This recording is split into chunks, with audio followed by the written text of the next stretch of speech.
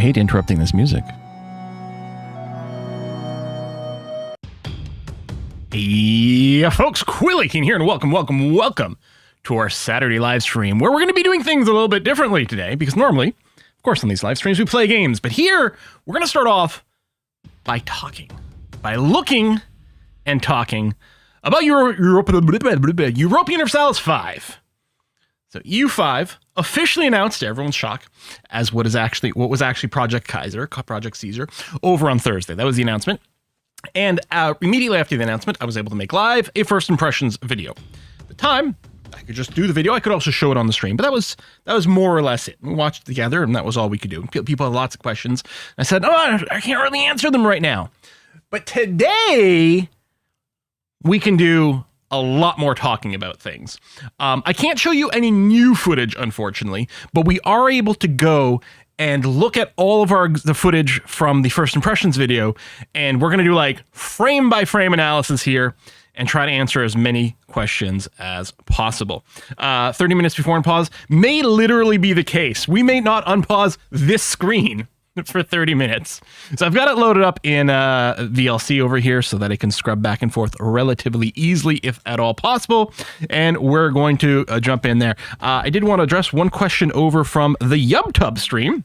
It says, this is Canadian Confusion, which is an excellent name. By the way, do you like my CBC shirt? Canadian Confusion said, do you know how many resources are available in EU5?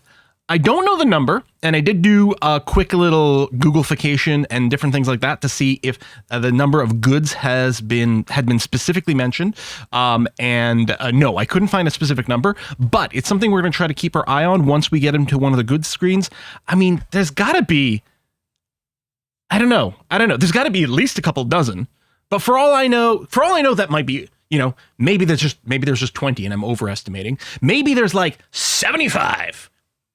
I suspect it's closer to that lower end than the upper end, just because once you get past a certain number, the individual goods stop mattering in a way. In a game, it just starts to become like random noise. You need enough of them to be interesting, but few enough of them that each one is notable. So we'll see. Yes, exactly. Bob over on Twitch says, at least 3. That is correct. There are at least 3. And they recently tweaked the goods, so it could be changed up and released. That's the other thing. As a reminder, absolutely everything on screen here, they've said this is like a very early preview that they're putting us in our hands. Like it feels like it was kind of crazy that they've let us play so much of what is essentially a very early preview. And we get plenty of disclaimers that like, the UI artists and stuff like that are still like really heavily at work at making all kinds of changing the user interface. They said, there's a bunch of tooltip stuff that we're not happy with yet that we're still working on, and this and this and this and this. So it's very much a living product. So it'll be interesting to see when we get it at release and we compare sort of these screens to what we get at release, how many things have changed. You're not reading the Steam forum for EU5, what it says. Well, Steam is probably the worst for those sorts of things. Yeah. We found a reference sheet for the map threads, which lists a ton of goods. Oh, how interesting. It is a Johan post from May of 2024. So a little over a year ago, the post had, I'm going to eyeball it and call it somewhere around 25 or 30 goods in that post. But that was, from over a year ago. So, about almost exactly a year ago. So we'll see how it is. References 50 goods out of gate. Oh, was it? Maybe I was looking at the wrong section of it. Maybe there was more stuff. But anyway. So let's look at this screen over here. This is like one of the very first things you see when my video starts, right after my minute-and-a-half long introduction, which was, it had been my intention, but it sort of just kind of lucked out that it worked out properly on technically the second try. But just because the information I had in my first try was kind of incorrect and had to be tweaked. Basically my second try of doing my intro aligned almost exactly to the length of the trailer, the teaser trailer, which worked out beautifully. And then we pull up this screen over here. So this is from about 10 years after the start, right? Because it's 1337 the start. So this is one of my little games where it's sort of fitting around. And about 10 years after the start, we get hit by the Black Death event starting, which is crazy because when you pull up the so it's actually just sliding in. If you look at this little rat here, if I unpause, you'll see that UI element, right? It's still sliding in. If you click on this in the game, and I think we do have it at some point in here. I hope I left it in somewhere. You can pull up the info on the Black Plague, and there's like decisions you can make and stuff, but it tracks like the number of dead, both in your nation, but also in total. And it's like millions and millions and millions. I think the estimate is like that the places affected, which is like Europe into sort of some distance into Asia, countries lose about 1/3 of their population. It's ridiculous. It's such a weird reset. We'll note, you can apparently in the game options for setting things up. At least there was a forum post about this. This isn't something I saw. This is just something that is on the forum post. Apparently you can tweak the Black Death starting period or turn it off completely if you don't want to deal with that, which is neat. But yeah, I figured what we do is we take a cruise of the user interface bit by bit. This would be the sort of thing I would have done in a normal video with like more time for things. I also do want to say, I'd make a slight mistake. To my apologies. I could have included more gameplay. The 15-minute gameplay limit was the very first embargo. At some point, the embargo had been tweaked so that we could include more gameplay. Still a limit of 30 minutes total for the video, but we couldn't include more. But I hadn't seen that line item had been deleted. I kept checking the embargo post over and over to make sure nothing was added. And some things had been tweaked and added, and I made sure to pay attention to that. But I hadn't noticed that the limit on the actual gameplay footage. That being said, I'm not entirely convinced, especially with traveling and being sick, I'm not entirely convinced that I would have been able to make this scripted edited thing that much longer.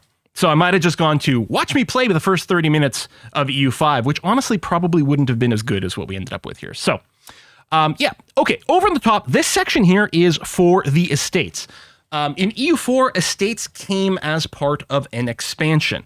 Now, at a certain point, they ended up actually kind of in an awkward situation with EU4 where they wanted to do more things with estates, but they had this issue of, well, what if you didn't have the expansion that gave you estates? Because they didn't kind of want to tie things together in a chain.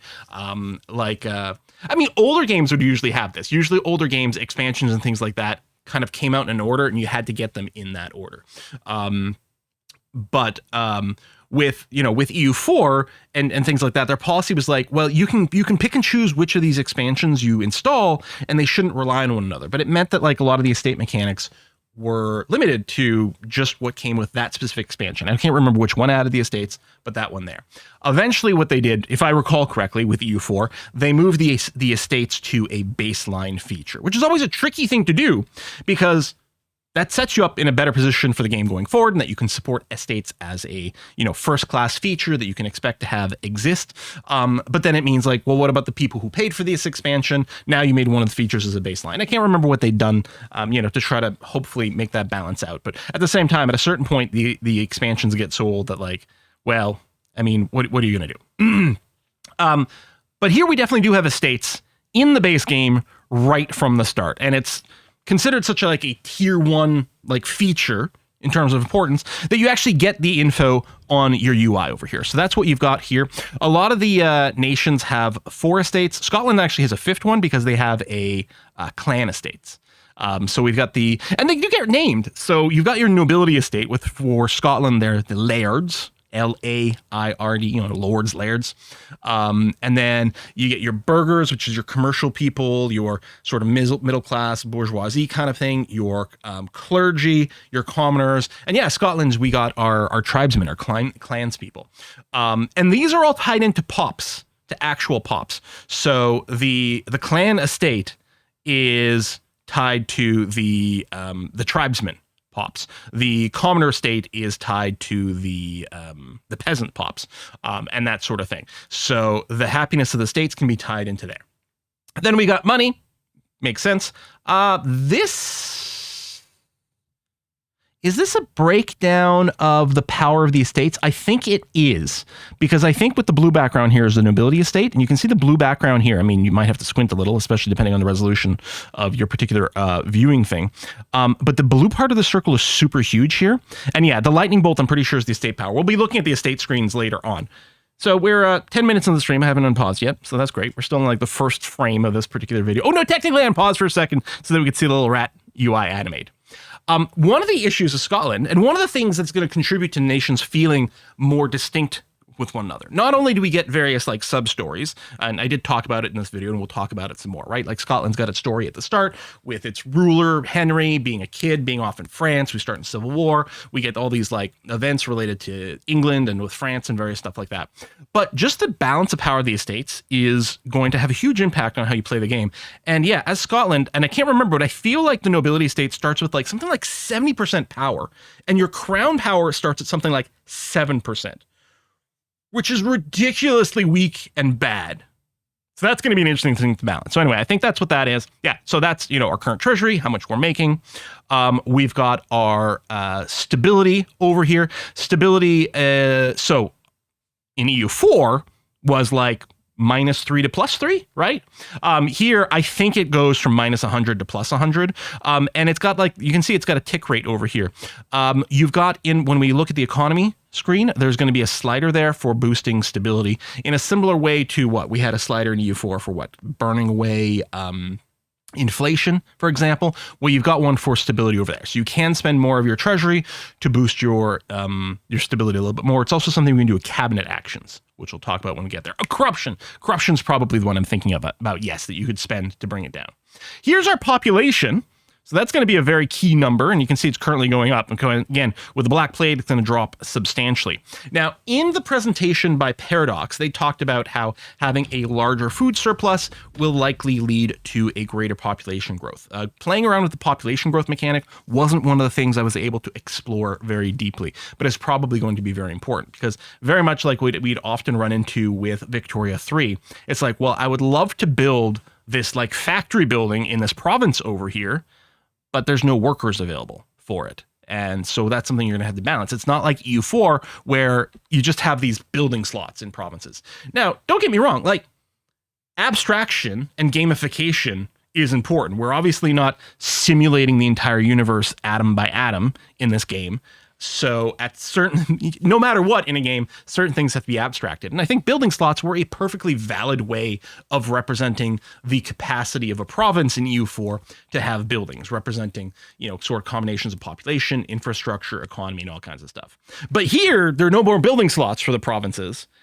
You can build whatever you want, whenever you want. In a sense, they're technically, there are 3 tiers to the provinces, sort of like rural, town, city kind of thing, and that impacts certain things. But yeah, otherwise it's like, well, you can build it, but are you gonna have workers? Is it gonna make money? Next up we have here, this is our legitimacy, this is our prestige, this is our diplomats, I think they're referred to as here. So EU4, you had a fixed number of diplomats that you would send to do work. Here there are no like individual sort of people representing diplomats. Instead, you're spending points over here. Every time you have 1 point of this diplomat power, that means you have a diplomat available to send out somewhere. This would actually, in others, when we go for a little further, you'll see these numbers. You'll see this probably have like a plus next to it, in that this total is growing. We actually have an economic slider for diplomatic expenditures. I think with Scotland, because its finances are relatively limited, I think for a while I was basically like, I'm going to freeze my diplomatic expenses to save a little bit of money to try to build some buildings and some economy or something like that. Buildings that are probably going to be empty as soon as this, you know, Black Death kicks in, so it's going to be terrible. But yeah, so you've got that. So if you want to do things, you have to have the diplomats available here. So this is sort of your diplomatic capital, or your, you know, the amount of staff and everything you have available to support these things. Running certain things, like you can see here, I'm doing some opinion improvement. This used 1 to initiate. Some of these things might also consume some amount of points per month or per tick as well. So that can be a balancing feature. This is, I can't remember what they called it. I can't remember if it was called Aggressive Expansion or Infamy. I kind of think it might just be called Aggression over here. But this is your bad boy meter right there. This, I believe, is our manpower.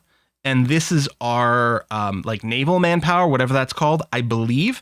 Now, this is, assuming I'm correct about this, this is related to raising, like, founding, like, professional permanent troops.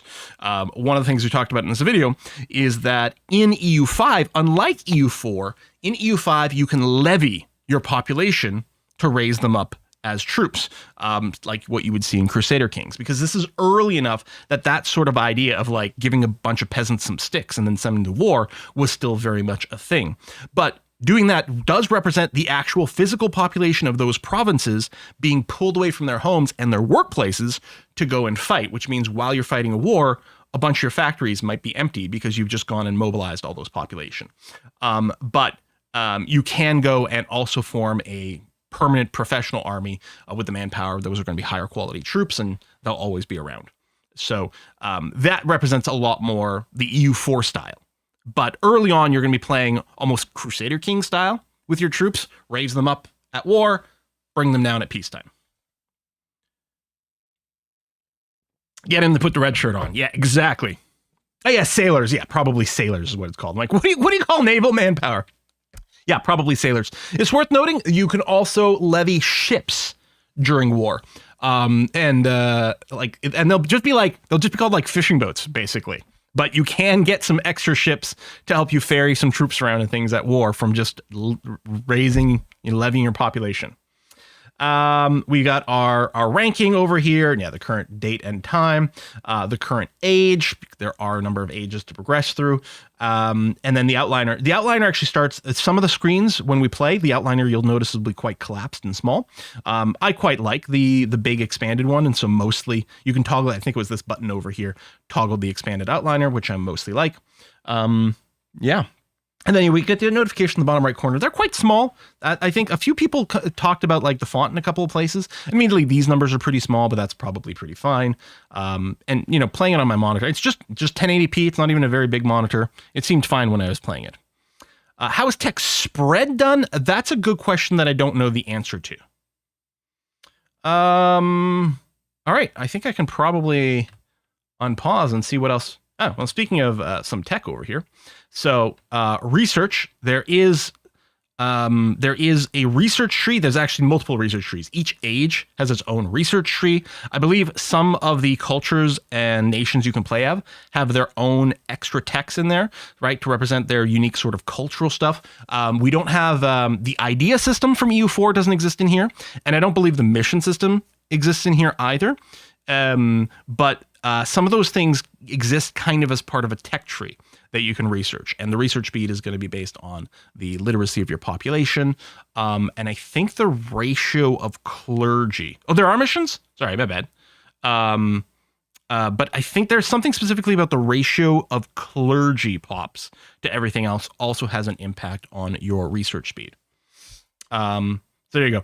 You can see this one here that I researched, Advanced Scholasticism, gave me the increased institution growth. Their missions, everything worked okay.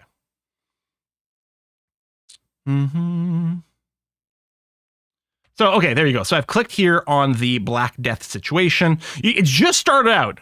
Only 405 people have died so far from the Black Death, but it's only been, a couple of weeks so far. If you zoom out at this point, like this situation map mode, it does show like a color-coded severity of this situation, this disease on the map. So you can really visually see it spreading and how quickly it happens.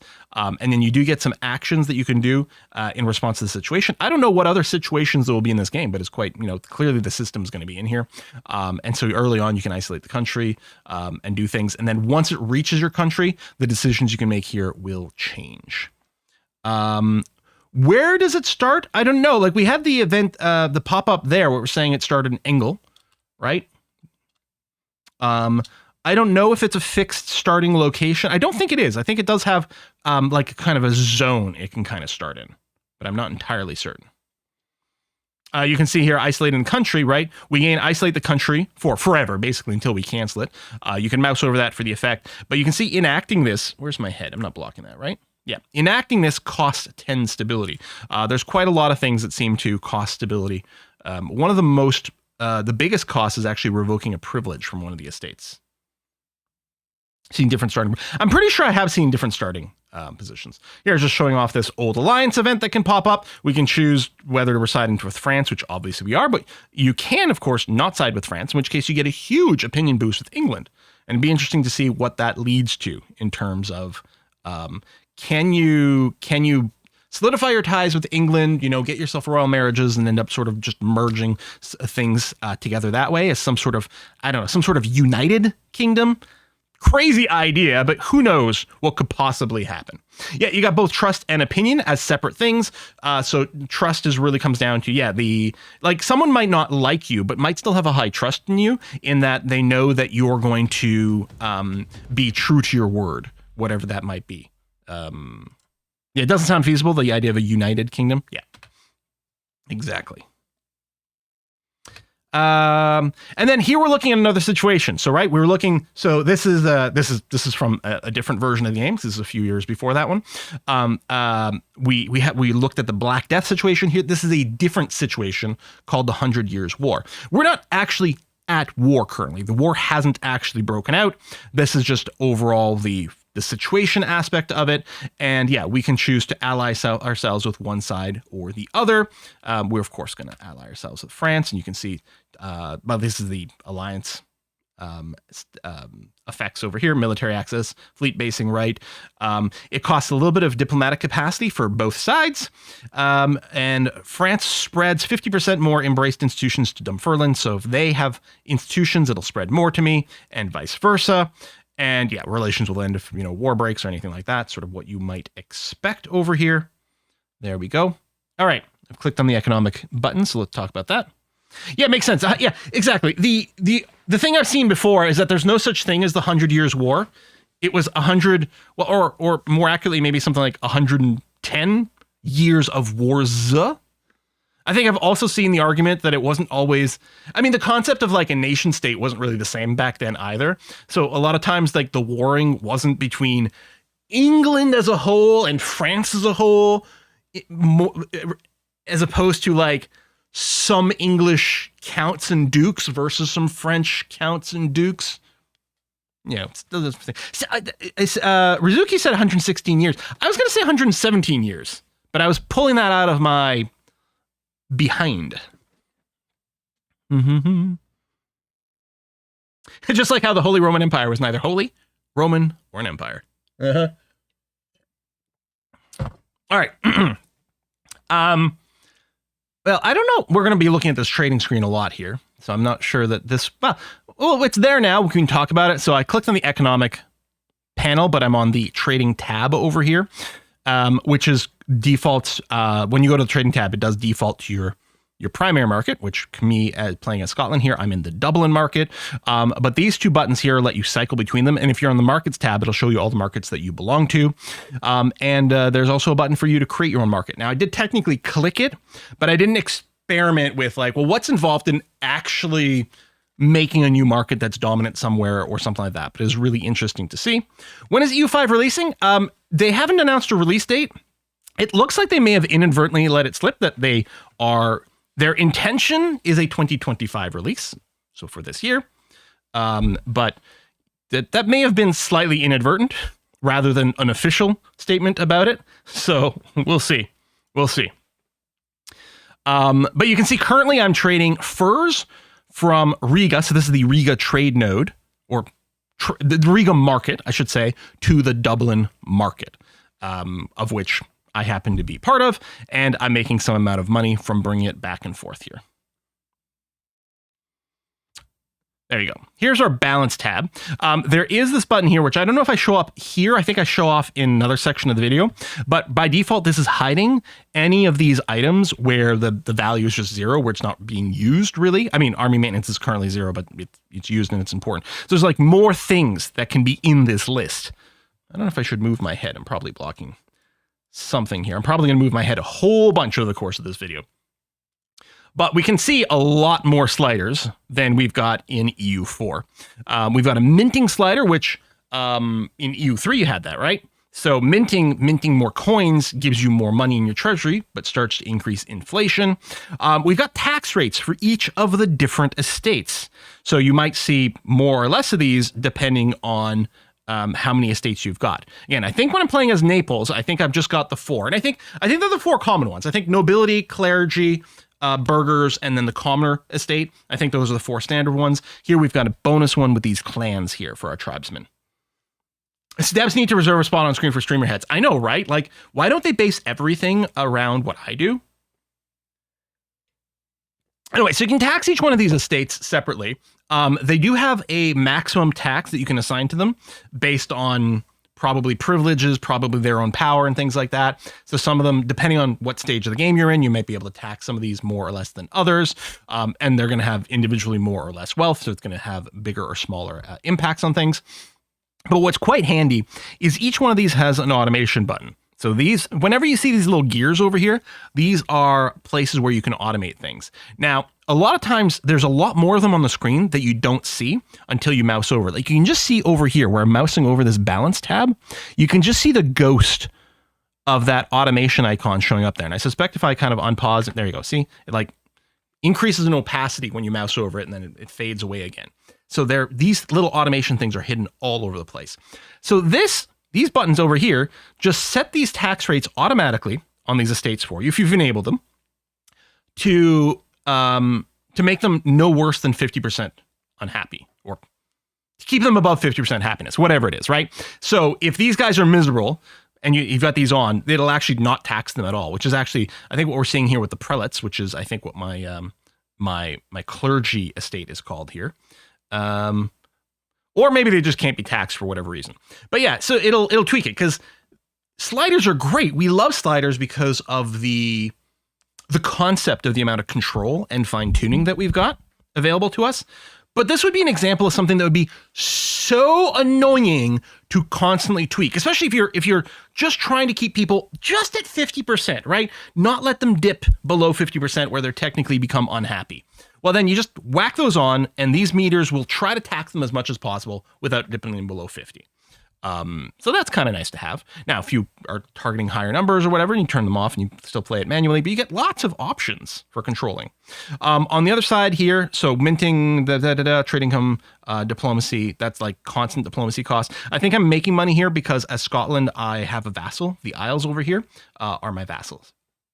Although at the start of the game of Scotland, this vassal, the Isles, sides with Edward Balliol. So we're actually fighting them at the start of the game as Scotland. But the civil war with Scotland is relatively easy to resolve. And then they go back to being a vassal. And then you can integrate them, I think, I want to say it was 47 or 48, so maybe 15 years after the game starts. You can start to integrate them if you want.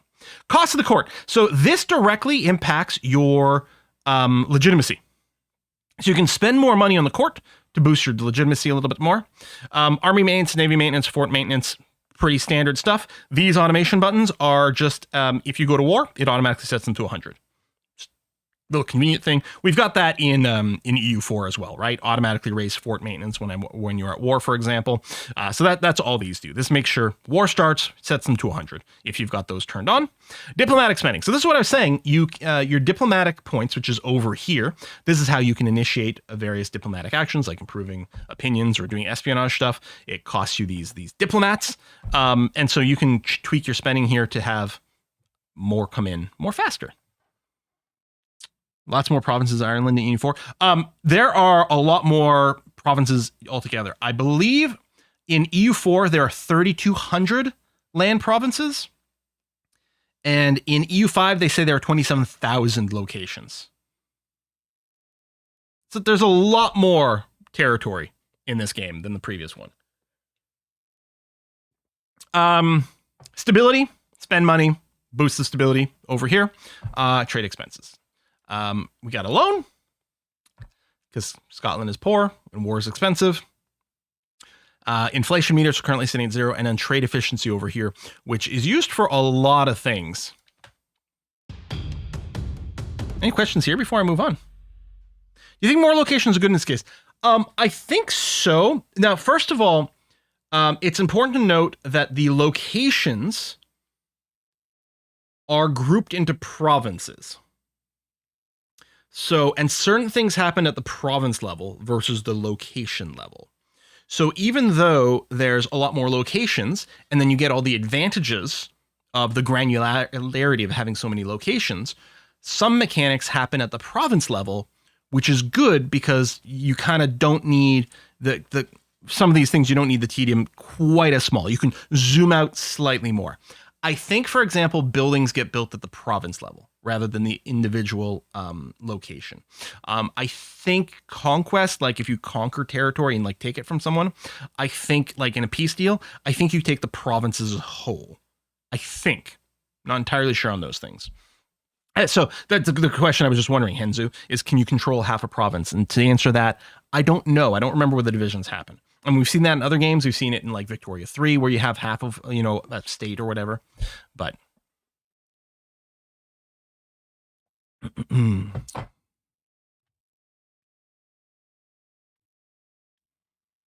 insane CPU to play the end date. So we don't know what performance is going to be like at release.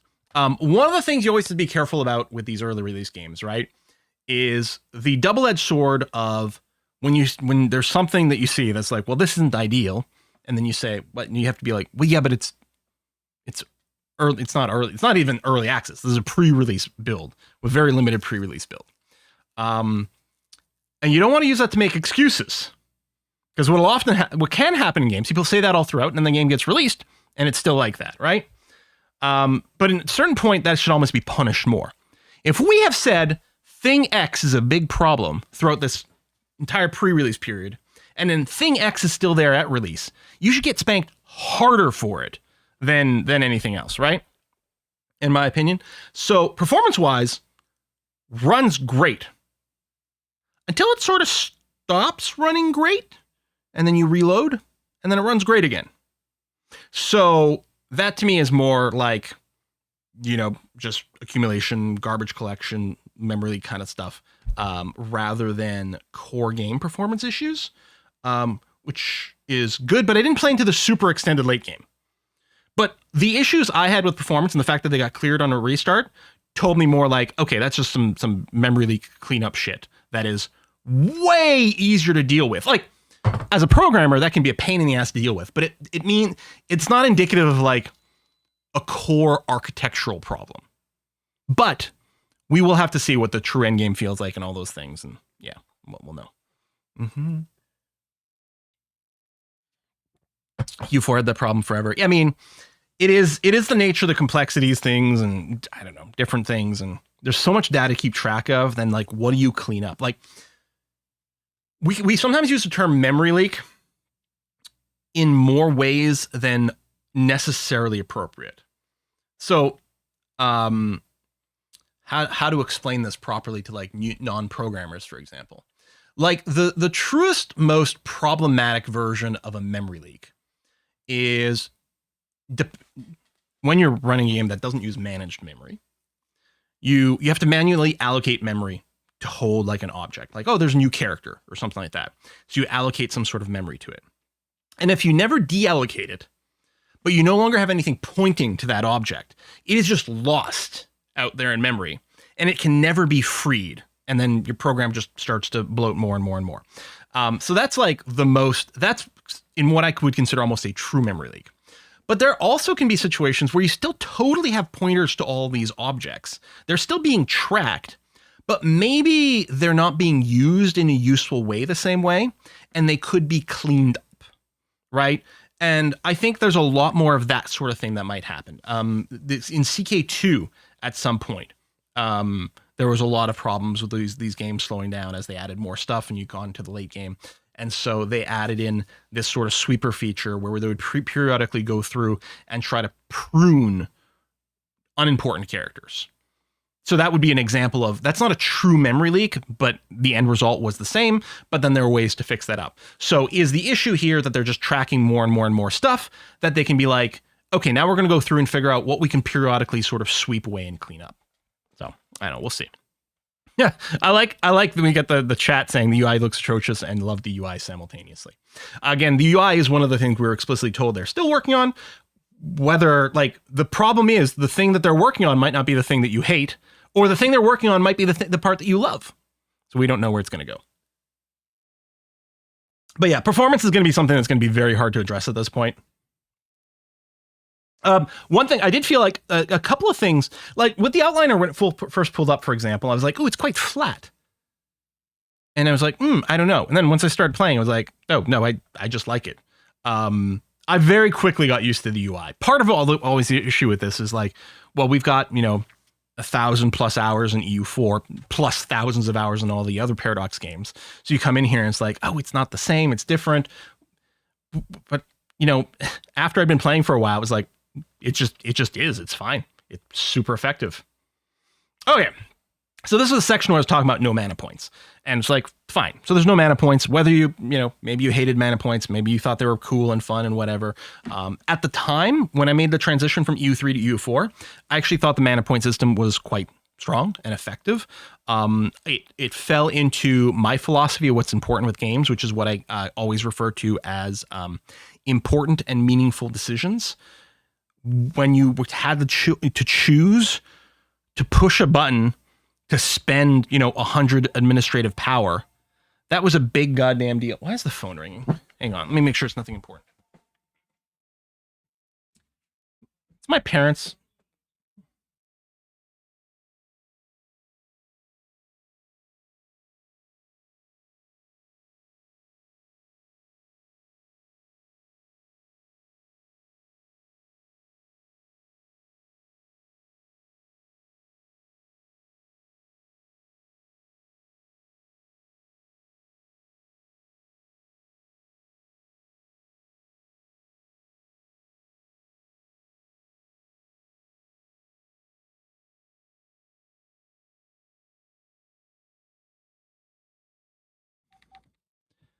How long have we been streaming every Saturday starting at noon?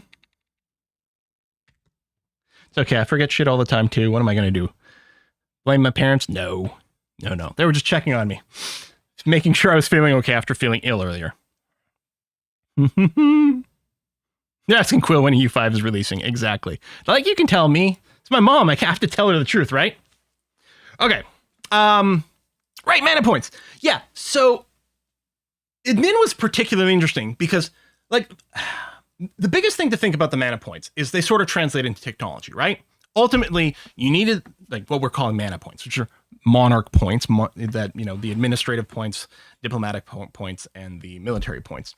Ultimately, you mostly noted those to tech up, let's just say, right? As or that. And so every other decision you were making about spending those points, integrating a province, increasing your stability, raising mercantilism, developing provinces is probably like the strongest thing. You had to constantly weigh that against, okay, if I'm doing this, I might be slowing down my tech. Now, sometimes that was fine because you were ahead of like the institution dates and various things like that. So it was like, oh, there's a perfect time to do. But they were always important and meaningful decisions. They weren't little trivial things. They mattered. And that was very strong for gameplay. I will say the flip side, the argument that a lot of people made as a negative for these mana points was that mana points they were instantaneous, right? And therefore they could be reactive. They weren't sort of a long-term investment planning thing, right? When you look at something like EU3 and you're talking about their, your, I can't remember, like the social policy sort of sliders. Well, even then those were sort of instant. But other things that were like, you're spending to fill a bar. It's like, okay, I'm investing a certain amount now, and in 10 years it'll unlock a thingy, right? And that arguably means it's more realistic, arguably more strategic, although at the same time, anyway, I never hated on mana points in EU4. When Imperator came out, did those points feel very good? No, not as much. But in EU4, I thought they were okay. But they have been done away with. And one of the things, or some of the things that used to use these monarch points for, have been replaced, for example, with these cabinet actions. This is a really interesting investment tool that is going to be really key. Hi Bella, what's up? In this, my Scotland start here, I only have 2 cabinet posts available, 2 cabinet actions available. And this is a little bit more similar almost to like Crusader Kings when you're allocating one of your counselors to do a task, right? Convert this province. Well, that counselor is going to be busy for a long time. And that's what we're using over here with these cabinet actions. They can do a variety of things. You'll notice they have symbols here. So the diplomatic symbol, the military symbol, and somewhere the administrative symbol. And that is going to be the skill that is used. And so here's an example. Sutherland, which is a province here made up of multiple sublocations, isn't integrated into Scotland. And so if I want to integrate it, I can do that by having a cabinet action to do it. So I'm going to select Sutherland over here. It does use the military power because it's kind of a control kind of context. So then, so it's telling me it's going to finish in 1344 currently with 24% as the boost. And you can see my cabinet seat meter here and the cabinet efficiency. I think a big part of the reason I'm getting a negative here is because I have very low crown power because, again, with the estates in Scotland, you only have like 7% crown power. So then we have to appoint a cabinet minister. Very smartly, when you pull up this screen, it auto sorts by the category of the task that you're currently working on. And so these are all the characters that exist in my realm. They could be some of my family members. They could be my heir. Generals will show up in here. This is a fresh start of a game. So this is April 1st, 1337, which is the start date. Yeah, I got the date wrong when I was telling you earlier. Anyway, it's fine. These are all courtiers. They're not currently doing anything. But like if I assign one of these guys to be a general, for example, they'd still show up in the list with a little general icon as a reminder, but I could still be like, okay, never mind. I don't want you to be a general. I want you to go and work on this particular task. The footage here, this is my pre-recorded footage. This is the same footage from my YouTube video. I'm not allowed to show you any new footage, but I'm just pausing and we're going and talking through a bunch of stuff.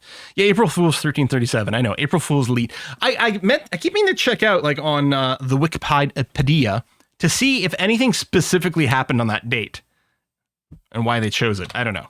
Anyway, other cabinet actions. So you can see here I'm doing a stabilized country. So rather than spending 100 admin power to stabilize my country, we can assign someone over here. Now, my stability could always go up by me spending budget on it, right? I can increase my budget slider for stability, but I can also just assign a cabinet member to it, which will increase the speed. In this case, both of these are military dudes, which actually didn't have like stupendously good military people. An 83 and a 74, right? This guy here, Sir Roger de Gleska, is actually much better as...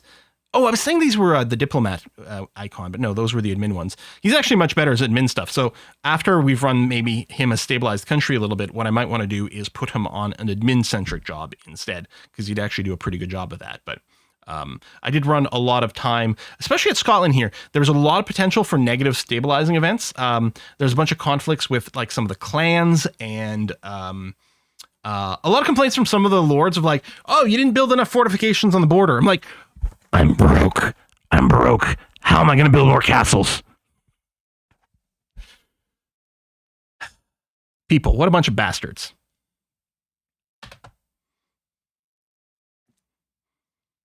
All right, so this is where in the video I'm talking about economic sliders, which we've already sort of talked about in this particular game. Curious what ruler stats actually do. So, I don't know how much they do like directly is a big deal, but it's when you mouse over them, or you know other things are going on in your country, they get impacted by those stats. Stats get used for all kinds of different things all over the place. But yeah, in terms of the ruler specifically, that is an interesting question, and unfortunately, I don't have a really good answer for that.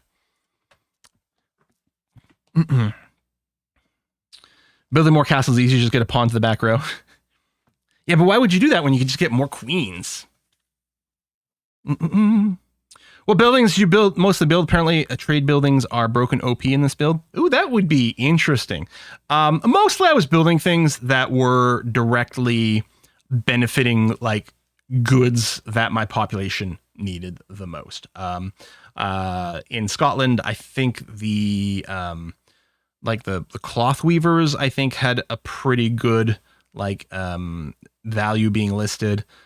Naples, I built like tons of different things. Tons of different things were profitable, but mostly I was just sorted by what's more profitable and try to do that and look at my population's needs and try to give them things that would keep them happier. Did a lot of increasing my my food producing buildings as well to try to lead to higher population growth and things as well. Mm-hmm. One of the things that's different with this UI, I don't know if you've noticed in the tooltips, but a lot of the actions you actually have to click and hold to like lock it in. I suspect, and it's not everything, but a lot of the things that are like major choices are like that. And I think it's to minimize some misclicks. You know, you click and hold to actually, as sort of an ultra like confirm kind of thing, which is neat. Mm-hmm.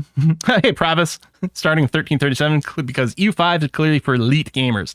I am like wondering like, what's the approachability for a game like this? How do you pull in people? Well, you pull them in with the promise of like the deepest, most complex game there is.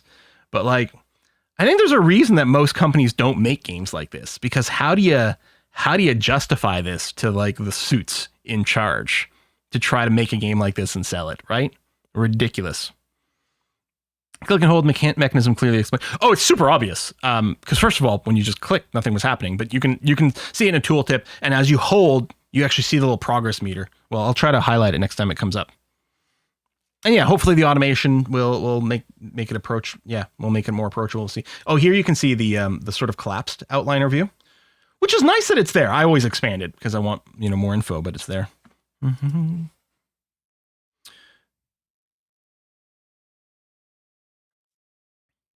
And yeah, for 1337 specifically, I think it is like the 100 Years' War. It'll start that year, but it's the April 1st, which is interesting. Approachability is my main concern, Pravis says. The game marries so many PDX titles. Yeah, I mean, we're pulling in from Vicky, we're pulling in from CK, we're pulling in from Imperator, and obviously pulling in from a bunch of Europa, and kind of mashing them together. It risks trying to do too much, not excelling any of this. The automation mean it's too ambitious. We'll see. Yeah, I mean, I think the automation on the trade is going to be very popular regardless, just because there can be so much going on in trade that I think it's an area that, other than a few manual choices here and there, which you can then lock in so it doesn't get overridden by the automation, which is a beautiful touch, and we'll be talking about that later, I have no doubt. That, and the other thing I like are the objectives for the armies, mostly kind of after you've won the war already and you want to just set up like the sort of carpet sieging, different things like that. It's nice to have. And EU4, again, did get some of those automations in, but there's more options here, and I think that's going to be nice. I think a lot of other aspects of automation I probably won't end up using because I want to have the nitty-gritty control, but it's nice that it's an option. Mm-hmm. Open a little club soda here.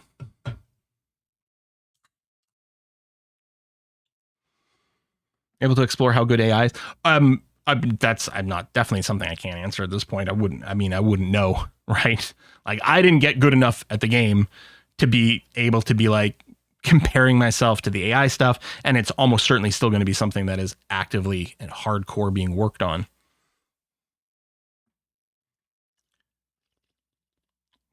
This is pre-recorded, Felipe. So, all right, the value screen. This is obviously super mega reminiscent of EU3, as opposed to the more national ideas of EU4. Again, the national ideas, in a sense, are also kind of replaced by the tech system, right? Some of the things that we might normally associate with the national idea system is now part of the tech tree, and whether you go down the colonization tech route at all or not is sort of reminiscent of some of these national ideas. And then on top of that, the fact that certain cultures and nations will have their own things in the tech tree to further make them unique is kind of interesting. But yeah, so here we get the sort of tug of war between two different axes that anyone who's played EU3 has seen. Now in EU3, this is one of the things that like seemed like a fun mechanic, but mostly I feel often wasn't, because there was just a cooldown to change these values, or whatever they were called in EU3. It was, every 5 years, remember to open up the screen and click the centralization button or whatever. Now, these will be modified quite extensively through various events. There are some policies and things like that that you can run to move things. For example, one of the policies that I could have run, I set as law. I didn't really properly cover laws in my video, which is too bad. Because in your government, there's a bunch of decisions you make in the laws. For example, when you first load up the game, you have to choose what your levy rules are in terms of your ages. And that has an impact on how big your levies are, but also like a smaller age range leaves more population at home for work, which increases the happiness of burghers and the commoner estates, for example. So there's a few things like that. But some of those laws and some of the privileges that you can run and different things like that do have an impact on these. So there's one of the government, one of the central laws you can pass. I can't remember what they're called. It's not one of the privileges. It's the one of the country ones that you can pass. Increases food production, but tends to push this category towards serfdom and away from free subjects. So more food is good, but do you want to go serfdom? And both of these sides have bonuses. Like if I go and unpause for a sec here and wait until one of these tooltips, we can see decentralization here. Estates tend to be happier, right? Because they have more autonomy and independence. Maximum, some of these things, some of the color coding is a little bit off. Here, I think this is actually represents a bad thing, right? If this is dropping the max, no, I guess it's not a limit. If this is dropping the maximum and then it stops there. So if normally you go up to 20 war exhaustion with all the penalties there, but here if it caps it to like 17 war exhaustion and keeps the penalties a little bit lower, I guess that is good. Again, I guess maybe because of the independence, people are just generally less cranky, but we're bad at counter espionage. It does help to lower monthly rebel growth. And then I think I then go and mouse over the centralization here. Oh, I go to innovative. All right. I think I go down the left side in a second. Oh, at least for spiritualism. So it's like humanism sounds great for lots of things, but spiritualism has also bonuses as well, right? More clerics. I believe a higher percentage of clerics that has a ratio increases your tech level. We're about to get an ad break on on Twitch. Remember, I am also streaming on YouTube, so you can flip back and forth between the two when these sorts of things happen. We convert faster, but we assimilate less quickly. So religious conversion happens faster, but cultural assimilation happens slower. Tolerance of the true faith is the thing that makes it so that people who believe the true faith, whichever one that might be for your country, they're happier and less cranky about stuff. So yeah, but one of the ways you can influence this is through cabinet actions. So you can assign one of your cabinet members to push this meter left or right, depending on which side you're going for whatever purpose you're trying to achieve. So there's lots of different ways that this can be tweaked over the course of the game.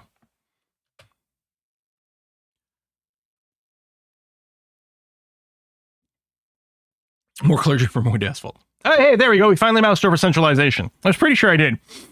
So you can see if we reach 100% centralization, we get substantially more crown power. So your crown power is basically, it's normally what's left over after all of your estates have eaten up their power. And again, as Naples, it's really not so bad. Like if we look at this, right, this circle here is visually representing the power of these various estates. So this blue part, that's the noble estate. And you can see in Naples, the nobles have about maybe 50% of this, whereas in Scotland was like 70%. And I think the white part might be the crown power. So I think in Naples, you start with about 20%, maybe about 25% crown power. Well, not 25, because it would be that full arc over there, unless it's maybe the purple. I don't know. Anyway, you start with more crown power, and it's noticeable, and compared to Scotland, which starts with like 7% and just has so many penalties as a result to it. So I feel like we will probably, at least the vibe that feels good to me makes me think, oh, we'll generally want to push towards centralization to get more power. But it comes at a cost. Yeah, war exhaustion can get higher, apparently. And in fact, it's not just +3. It's compared to fully decentralized, it's a 6-point difference. Distance cost to capital. So depending on how far away a province is from the capital, it has reduced control. So this seems to minimize that penalty, I guess, because more of the government happens at home. And so the people who are far away, they're still far away, sure, but they're having to do a lot of work in your capital anyway. And our counter espionage is better here. Mm-hmm.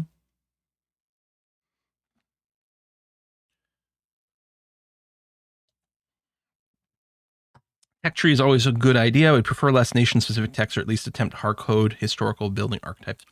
Yeah, I don't know how many nation-specific texts there are and how the different nations feel. It's quite early. You can see here, this is one of the ways that you can assign. So there's lots, they give you different routes to get to that assign cabinet screen, which is great. But yeah, if you click on one of these, like I think I was clicking on centralization there, it sets up the job to have your cabinet work towards one side or the other. Can push decentralize at the beginning, make states happy while you push down their power, then switch to centralized. Yeah, absolutely you can. Of course, that, you know, then you're having to reverse what you've done. But it is a long game. We've got over 100 years more than EU4, so there could be a lot of room for some back and forth there. So here's where we're looking at sort of characters. So for very briefly, we're looking at our king here, who was running as a general. So this is I was poking on Bulgaria over here. I was doing this because this king had an established family with some like adult children that I could showcase. Yeah, the end year 1837. When I made my my video here, at the time I couldn't find any specific confirmation, so I just quoted early 19th century and the fact that it was the same as EU4, but 1837. So that's, 500 years. It's a long time. Mr. Eric says, I have over 2,000 hours in EU4, but I've never finished a game to the end of the timeline. Yeah, I think we did once in EU4, but a lot of times you achieved your goals before then. You're like, I think I'm done now, and that's okay. God knows I've never finished freaking CK3. Oh my God. Never. So yeah, here we open up the dynasty screen so we can see the dynastic tree for this. All of our family members all over the place. So we get a little bit of that EU4, a little bit of that Crusader Kings kind of vibe. The characters do exist and are distinct, right? As opposed to EU4, where there was just kind of you and your heir. And you couldn't really do anything with them, right? You had a royal marriage with another country or not, but it's like, it never even felt like it was your character having a royal marriage, because it wasn't, right? Like, you might have already had a spouse. It was some potentially abstract, nameless, noble, fourth cousin of mine is going to marry someone from your family, and we'll sort of vaguely have this concept of a royal marriage, but do we really? Now, sometimes it was more meaningful than this, and you could do some funny tricks with like inheritance and stuff. Occasionally in EU4, but it was all very abstract, right? It was like, well, there'll be a percentage chance that I inherit this country on death, or this or that, and we're comparing prestige levels. Here, it's much more sort of specific, discrete, concrete. If I specifically marry a ruler of another country, it instantly forms a royal union because we've got that. Of course, it will be fairly unlikely that we'll find ourselves in the perfect situation where there is a single, like an unmarried male ruler and an unmarried female ruler that we can just happen to get the timing right and get together, but it can happen there. And then depending on what the inheritance laws are, it might continue sticking together, or it might split up. But yeah, so I mean, we don't have a ton of traits, although we do have some. The king in Scotland, who starts off at like 13 and is being educated in France, is kind of fun. Oh, I'm going to back up this little section here because I actually do want to talk about what was just going on there. Yeah, let me back that up 1 second. He's got a bonus education trait, so he's getting higher skills because he's getting good education, but he's literally stupid. So he's getting a penalty to his education from his other trait. So those are certainly there. So here's an example of one of the things you can do much more gritty, much more sort of specifically, nitty gritty is kind of what I was going to go for here, with your family members here in Europa Universalis 5. If you look at Bulgaria, the crown power is 40%, which again, reminder, Scotland starts with like 7%. It's so ridiculous. And reforms the word I'm looking for here. It's sort of like national laws, right? The estates have privileges, which you can grant, which granting these privileges will often include increasing their satisfaction rest point. It also increases their current satisfaction a lot. I don't know, it wasn't clear to me if it said anywhere like by how much and why, but like if I give them a reform that increases their satisfaction rest point by 5%, it might increase their current satisfaction by 20%.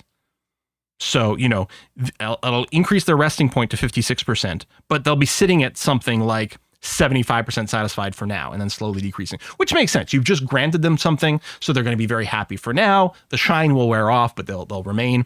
And then in addition to increasing the satisfaction rest point, it also increases their power by a percentage. Now, their base power is based on their population, right? The more nobles you have, the more powerful they'll be. The more clergy, the more burghers, the more power they will have as a base. And then on top of that, they get percentage modifiers based on how many privileges they get. And then, the crown power is kind of what's left over at the end of all that. And so in this little example that I'm showing here, yes, you can take the privileges away. It costs, I believe as a base, it seems to cost 100 stability. But there are things that I found in the game, which unfortunately I can't remember the specific examples of right now. There are things that decrease the stability hit from revoking privileges. So presumably, like early on, and this is very similar to EU4, right? Early on, the estates are very powerful. You tend to stick them with a fair amount of privileges because it's really helping you, bootstrap yourself early on. You're taking all the +1 monarch power things and stuff like that. And you're just barely trying to keep a certain minimum of crown land.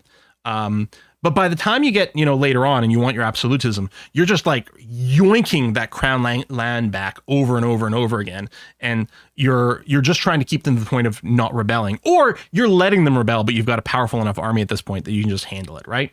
So I suspect we'll get a very similar sort of flow over here.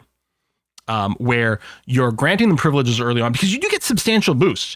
Like one of the privileges that I remember was it gave 5% satisfaction. It gave plus 100% power, so a substantial amount, but it gave you like 5% discipline or something. And we know discipline for your military is really potent. So like, I'm going to run that right now and that can make a big difference. And hopefully I can yoink that away from you later on.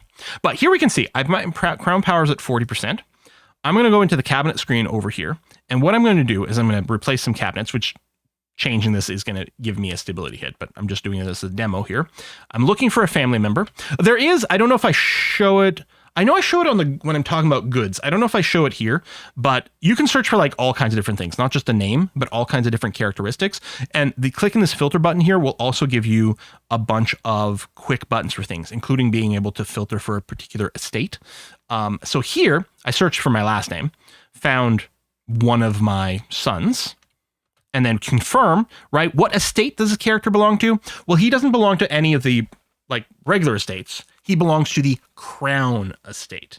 So I'm going to assign him here because anyone from any faction that gets assigned to a cabinet position increases the power of that estate. So I'm going to assign 2 family members. Boom, boom. And then you can see my crown power went from 40% to 59%. And if we wait for the tooltip to come up, you can see I'm getting boost. I think in command here, I think this is because my king is a general. So family members as general can give you a boost. And you can see my cabinet members over here are also giving us a little bit of extra power. So that's giving me more crown power, which is amazing and very handy. And I think the nobility one went down because I yoinked some of theirs away as well. So we're kind of getting to double dip on things. Yeah, so I think that's why like there was such a huge jump is because I took a bunch of power away from the nobility while also increasing the power of me. And then everything's about like it being relative, right? So my relative power based on these things made a big difference. Legitimacy, you can see, kicks in. So there's a lot of different ways that you can tweak this. And yeah, having the high crown power is a really, really big deal. Now, here's an example of setting up a royal marriage, and that like it's very specific, right? I am marrying one of my sons specifically to the daughter who is third in line for the throne of Portugal. Actual specific characters, not just generically one nation having a royal marriage with another nation in some abstract sense. CK3 vibes, yeah. It's like lighter weight than that, which I think is right, because the defining, or one of the defining differences between Crusader Kings and European Universalis is Crusader Kings, you're not actually running a nation. Yeah, you think of yourself as, the King of France, but you're not playing as France. You're playing as a character in a family who currently happens to be a king of France.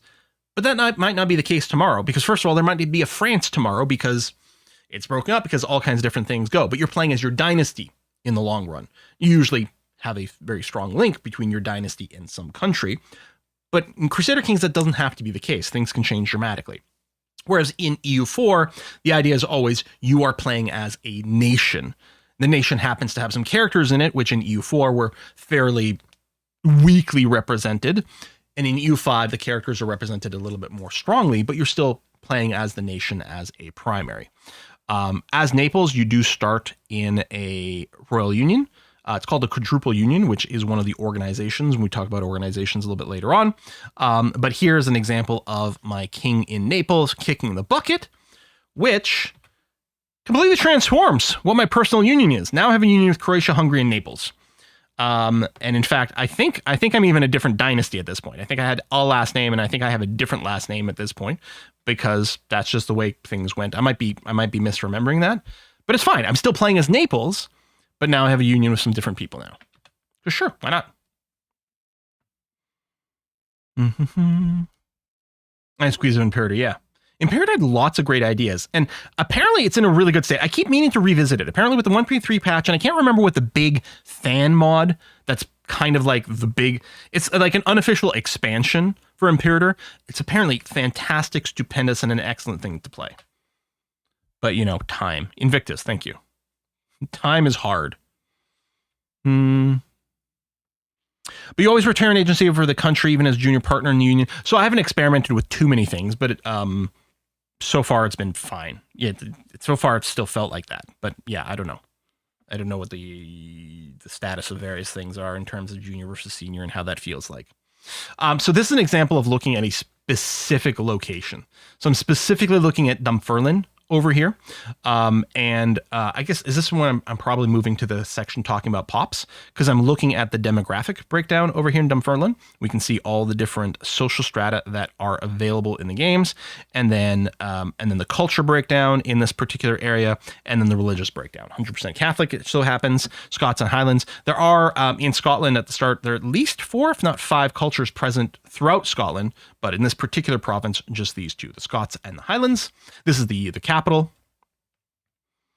And there we go. Now we're looking at Poland, and here I'm looking at the population of Poland as a whole. This is sorted by population count by default over here.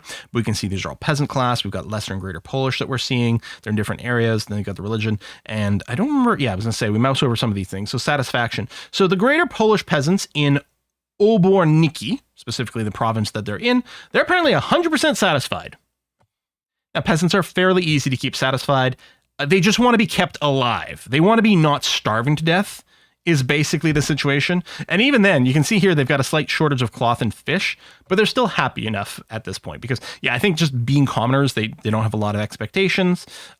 They're not discriminated against culture-wise or religiously, so they're happy about that. They're not foreigners. Although you can see some of these peasants weren't quite 100% the same way.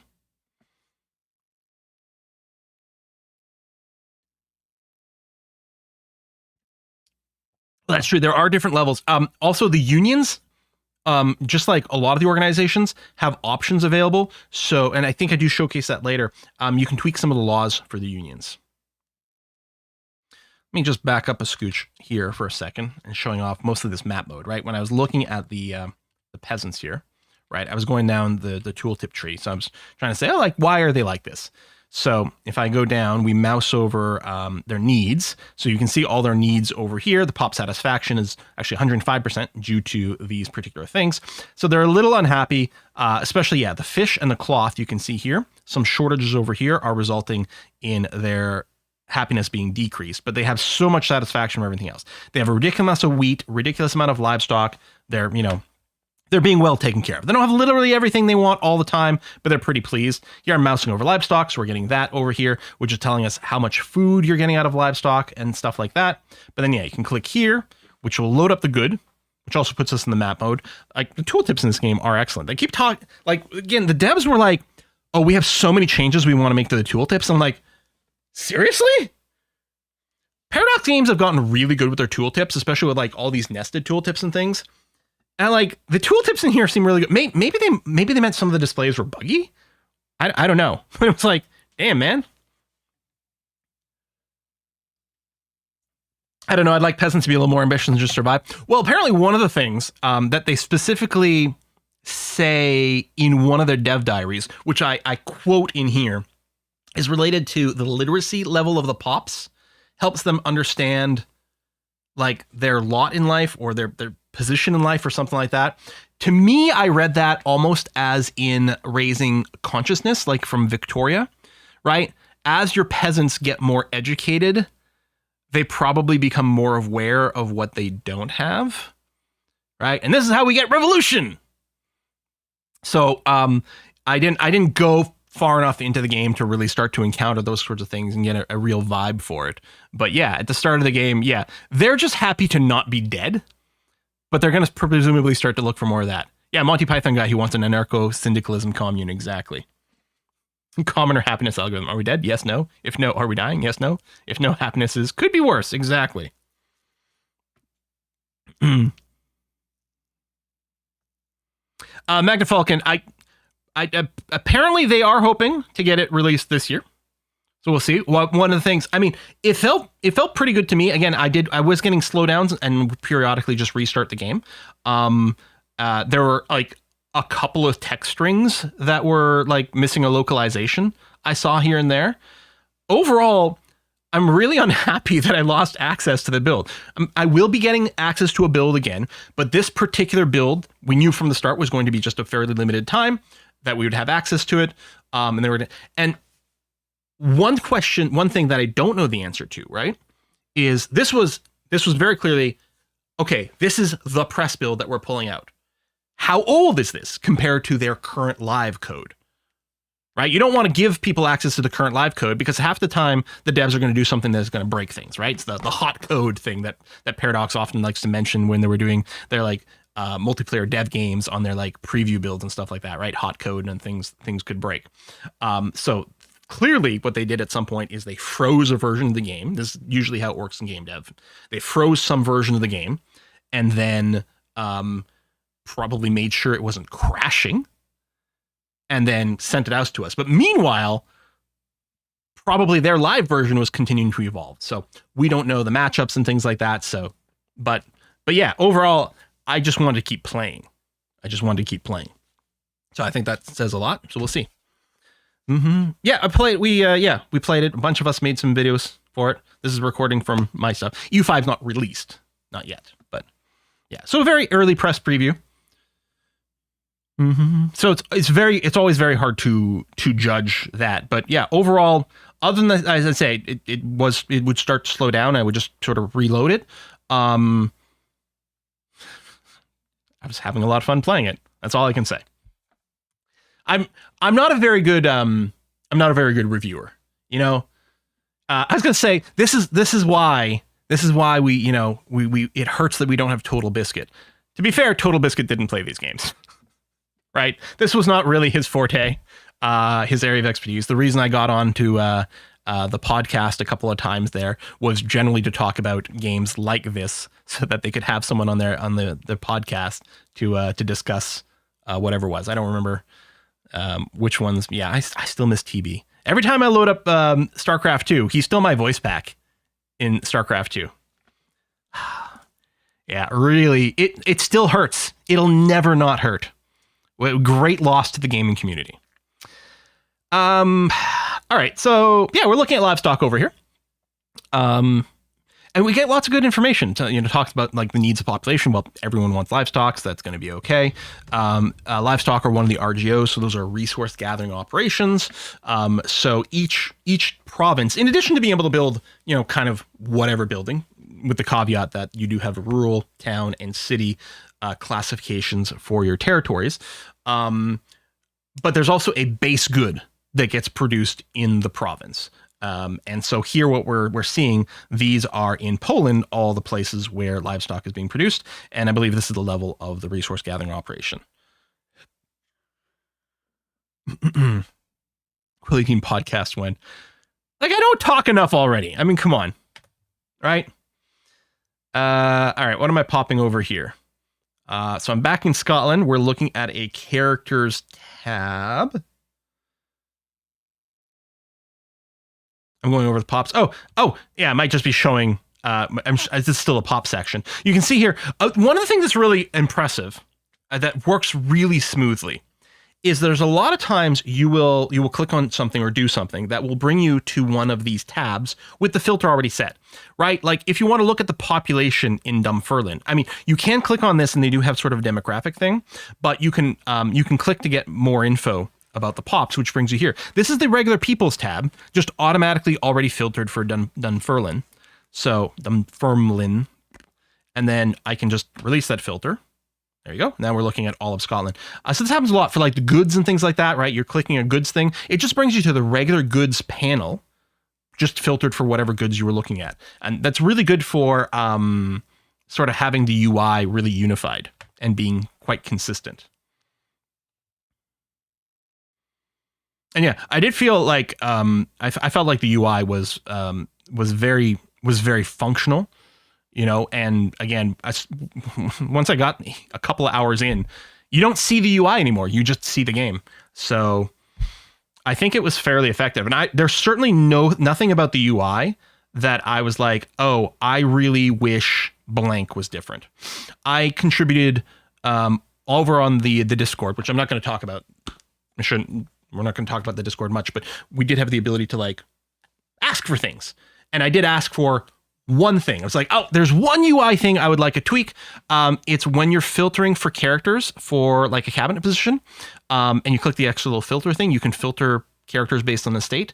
In my opinion, there was missing an option for filtering for the crown estate, right? Which is why when I was trying to assign my heirs to those cabinet positions, I was just typing in the last name.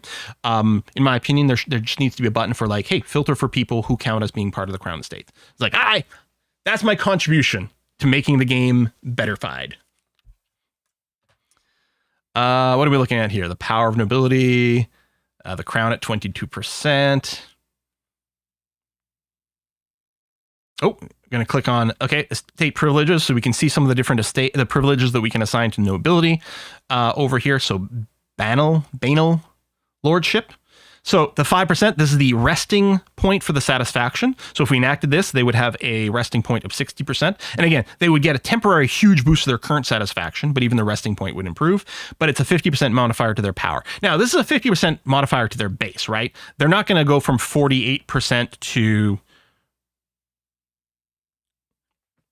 72%, especially because it's also relative power, right? But their base power is based on their population, then is getting multiplied by all these different things like that to end up with a numerical power thing. And then the percentage power is based on comparing the power of all the other estates put together. But so with the lordship, the maximum control, this is of a province, the maximum control of a province would go down. The threshold at which pops would join a rebellion would go up. So these both sound pretty bad. It also moves your monthly progression from, like, what was it called? Not individualism. It was like a freedom or free persons over to serfdom, which may be good or may be bad depending on what you're looking for. But it's also something which these two things might not matter to you because you might not have a lot of provinces at max control anyway. And this just might be a very convenient way to bring up the satisfaction. Elaborate court life generates very little additional power, gives us tons more cultural influence. Oh, so one thing I didn't cover in my video is the sort of battle that can happen between two different cultures. Cultures have two values: cultural influence and something else. One is kind of like their offensive value and one's kind of the defensive value in terms of whether one culture is kind of assimilating another. Those two values are compared. So I think influence is the offensive one. Cultural tradition, that sounds right. Thank you, Lukey. So this, I believe, is the offensive one.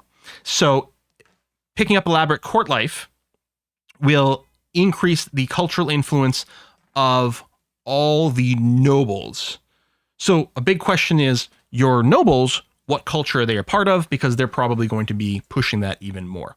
Makes the cost higher, but pushes us towards individualism as opposed to collectivism. Which, is that good? I don't know. It depends on what you're trying to do.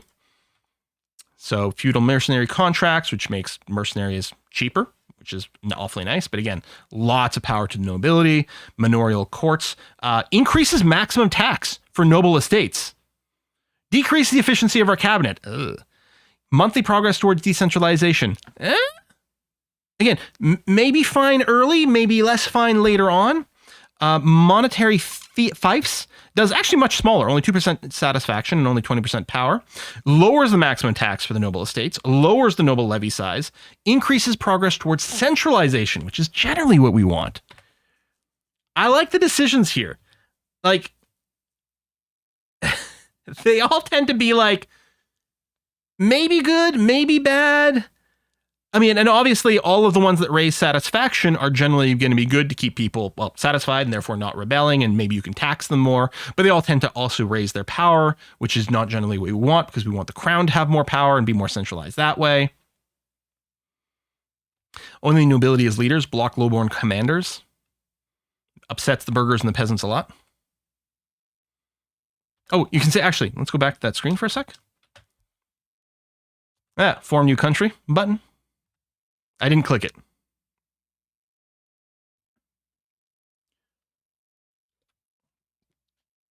Directar says, I really hope the war industry is more than just manpower and money. I want to build sword manufacturers, shields, spears, muskets. So there are definitely buildings and goods production related to army maintenance. There's also the split between levies and permanent troops. So especially early on, the vast majority of your armies were just going to be levies, which are your peasants and workers being pulled out of their homes and pulled into the army, which has huge economic repercussions on your empire, which I think it's going to be interesting, the different sliders, but I can't actually, comment about the specifics and the min-max of the warfare stuff. Oh, hey, Bailey, thanks. I haven't covered colonialism, unfortunately. It's an area I haven't played with too much. Remember, Vic 2, you had to have industries supply your armies granular fashion like uniforms? Yeah. I think this is a bit of a repeat of some things I was looking at before. There we go. I'm making my air commander. All right. Dynamic markets. We're going to talk about that. I think in the end, I think I only got to about 25 hours, which is certainly nowhere near as much as I would have liked. But I got access to EU5 right before I went to Rome. Is the problem? I only had it for like, I can't remember. And maybe I shouldn't say specific dates. I don't remember if that's part of the NDA. But I had it for a very short period of time before I left for Rome. And then when I got back from Rome, of course, I was like sick and basically like unconscious for a few days. And then I had to rush over the course of not a lot of time to try to record all the footage and things for the video. So yeah, I really wanted to get a lot more hours. I mean, for a normal game, 25 hours should be lots. But this is a Paradox Grand Strategy game. 25 hours, I haven't even finished the tutorial, right? Like, very different standards. 5 hours, we could have finished plenty of other games. I mean, even when we look at something like Civ, 25 hours, I would have finished like 3 or 4 games of it. It's ridiculous. All right, so we're talking about trade here. And you can see the little trade markets. And yeah, these are dynamics. Markets can be destroyed. New markets can be created. They get created, I think, in a specific like town and then sort of expand outwards. So I think there's no think. This is something that has been said. Which market a specific province belongs to can change. Much more dynamic than EU4. And in particular, EU4, like the markets, like the nodes were fixed, but even like the way nodes were connected to one another were fixed. Endpoint nodes were obviously like the super valuable ones that owning was the key to infinitude riches, for example. Here, there's no inherent flow to the trade, especially because trade is no longer just an abstract number of, well, this node has 50 ducats worth of trade and 20% of it's going this way and 20% is staying in the node and 60% is going that way, or whatever the heck it is. Here, each market has goods. And then people are going to try to move goods from one of those markets to another because they're cheap here and they're expensive here. So I will make a profit transporting one to the other. Sometimes I might not even be looking for the profit specifically, but rather I have an explicit shortage of a particular good for my population, which theoretically means the price in my market is quite high and moving it should make a profit, but maybe I'm going to be forced to import it from a market where it's also fairly high and I'm just trying to make my people a little bit happier, which is probably going to make someone else fairly unhappy because if it's high somewhere else, there's probably a shortage there too. The trade power and trade capacity are two big, huge things. As Scotland, you start with like effectively none. I think you can see here in Naples, I've got a trade capacity. I know it's very small here. I got a trade capacity in the Naples market of 38.31. I think in Scotland, I think they have 0.5 is their capacity. So Scotland starts off with the ability to import virtually nothing.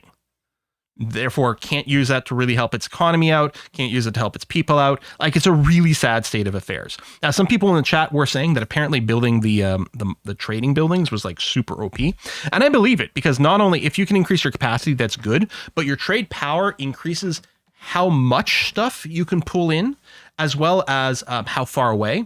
It's also something for your ships to be doing at peace. If you put them on patrol in the sea zones, ensuring that you have your naval power projection in all the sea zones is another way to help increase your trade potency in kind of both ways and range and things, and just lets you pull in more goods from all over the place and make ridiculous amount of money.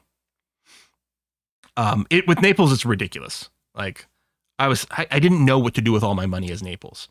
And considering I'd started as Scotland where I was constantly bankrupt, it was ridiculous. So yeah, we can see here the goods. So those are my current trade deals. Are we going to see this in a slightly different way? Probably.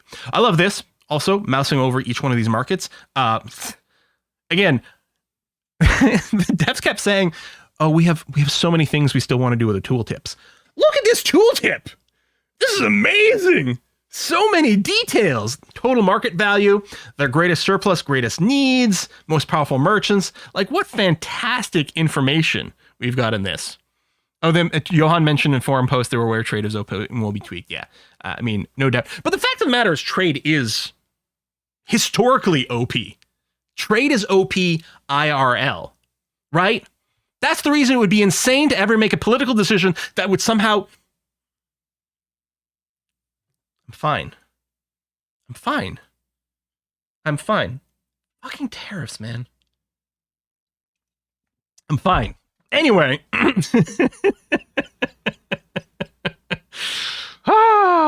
Quill gets triggered. Yeah, trade historically was one of the things that made the richest nations, right? It should still be the case. If you ever get in a position in one of these games where trade is like sucky and pointless, someone screwed up badly, right? And I always say I really like trade. Now, and it's true, like in EU4, it was always one of my favorite things, despite the fact that now I'm saying that, like, oh, compared to EU5, the trade system in EU4 is so basic and simple, which is kind of true, but it's also it's very satisfying and I really enjoy it. But it's not that I like setting up individual trade deals. It's not that I like being like, oh, I'm going to do this thing to make sure I get the furs from Dubrovnik to Dublin or whatever, that other trade deal was. And I'm probably, despite the fact that I keep saying that I like trade, I will probably play with my trade markets fairly automated. What I like to do is I want to see the trade value. I want to see the number go up and make money from trade, and I want to enable the trade to happen. Doesn't mean I want to negotiate every individual trade deal, because I like playing a little higher level than that, right? Anyway, right, and trade gives you more stuff to do in non-war time, and one of the things trade does as well is it gives you good motivation for war and where you might want to go, right? In some games, it's just like, well, I guess I'll war to get my blob bigger on the screen. Sure, cool, fine. But from watching all my EU4 playthroughs, my biggest thing oftentimes with war was, which provinces would give me more control over the trade node where I'm currently in, or the next node that I want to start influencing? Okay, that's what I'm going to base my wars on. My wars are dictated by how do I get more trade. And I suspect a lot of that will still happen here. So I think if we let it go, we're going to see some other little interactions over here. But I've got it ticked here. This Naples market is currently on automatic.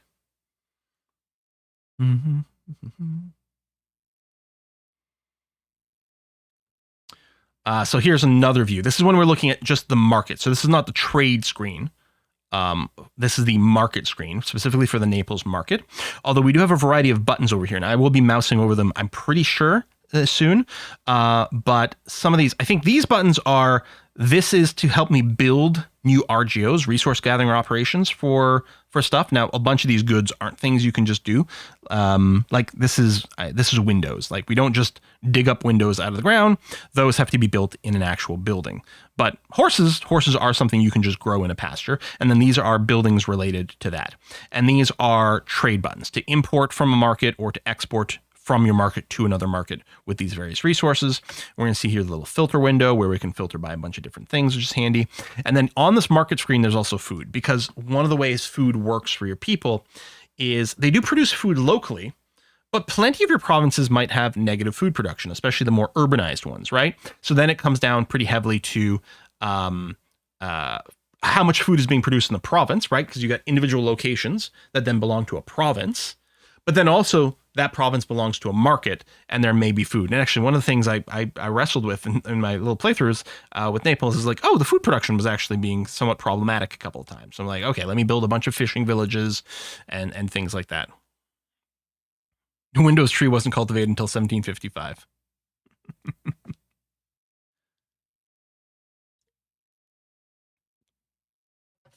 Oh, I didn't mention a change country name button. I mentioned a create country button. I think you can rename your country as well, although I have to say I also didn't try that. I didn't want my video to be filled with a bunch of random country names.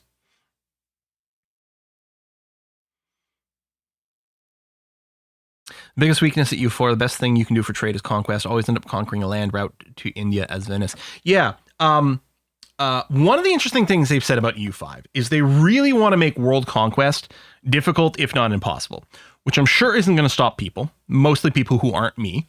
Because I never tried a world conquest in EU4 because I just found it too tedious in the first place.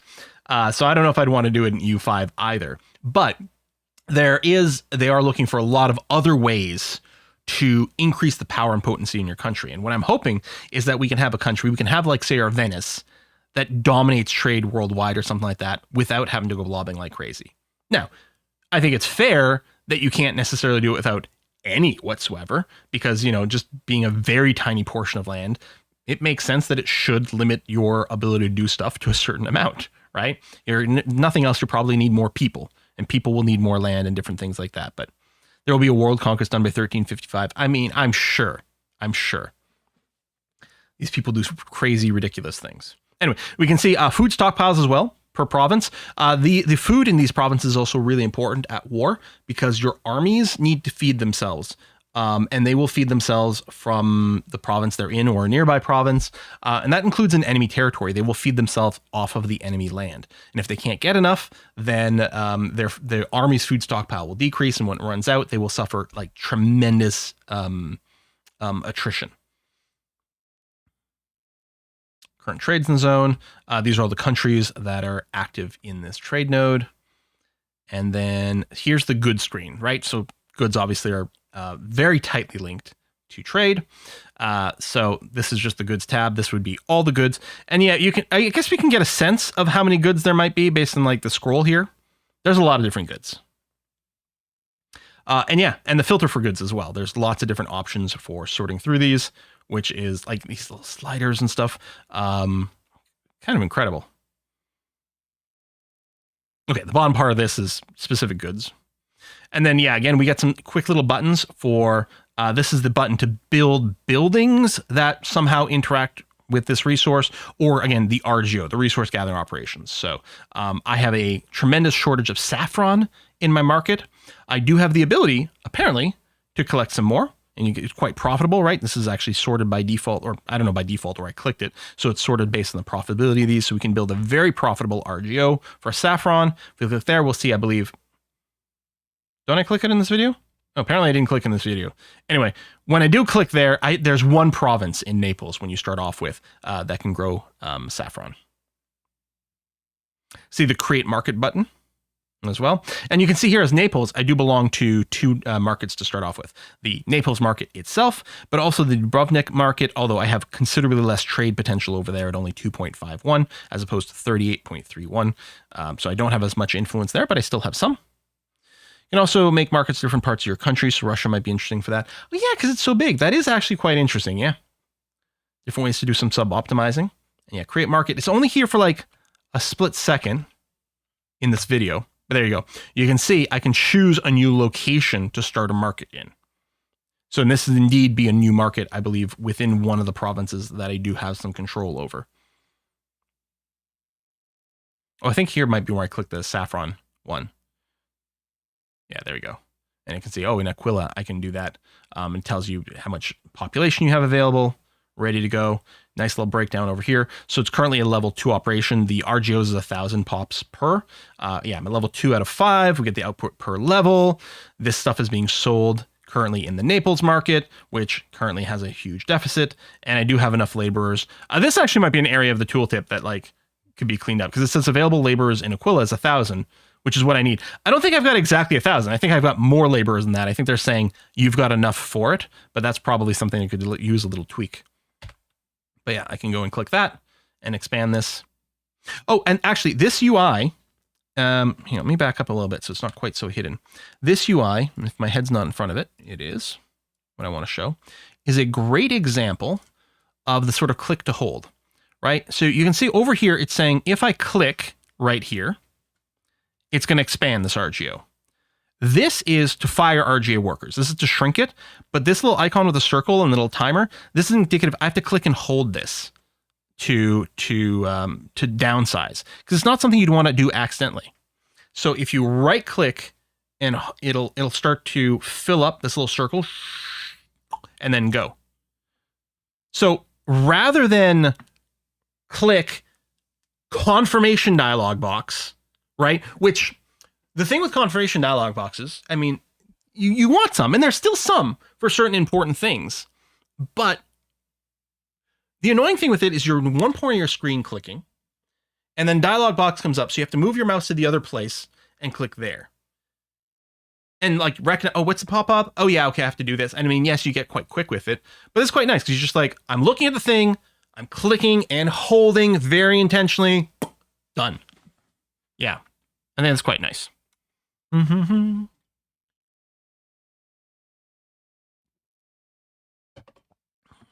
Mitro says, what I didn't like about EU4, it's all about conquest. Is EU5 more like Vicky, a bit more about internal struggles? I do feel that that's what they're going for more. I think they've been very explicit. They don't want EU5 to feel simply like it's a map painter. And don't get me wrong, I really enjoy the conquest map painting stuff in EU4. It does it really well, and it's really fun to play when you want to play that. But if you want to play this, I don't know what era we consider EU4/5 to cover. Let's say Renaissance-ish. If you want to play a Renaissance-ish game that is based more on internal development rather than conquest, then sometimes EU4 doesn't provide that for you. It really feels like EU5 is going to be more there. Late medieval to modern era. Yeah. Cool. I was not limited to any country. Could play absolutely anything we wanted. I could play something in the Americas, whatever. Just Scotland I like. Italy I like. So that's mostly what I focused on. Plus there'd be a not 100% chance, but a better chance that I'd be able to at least vaguely pronounce things more correctly. Like, there's a reason I didn't play in, the Netherlands.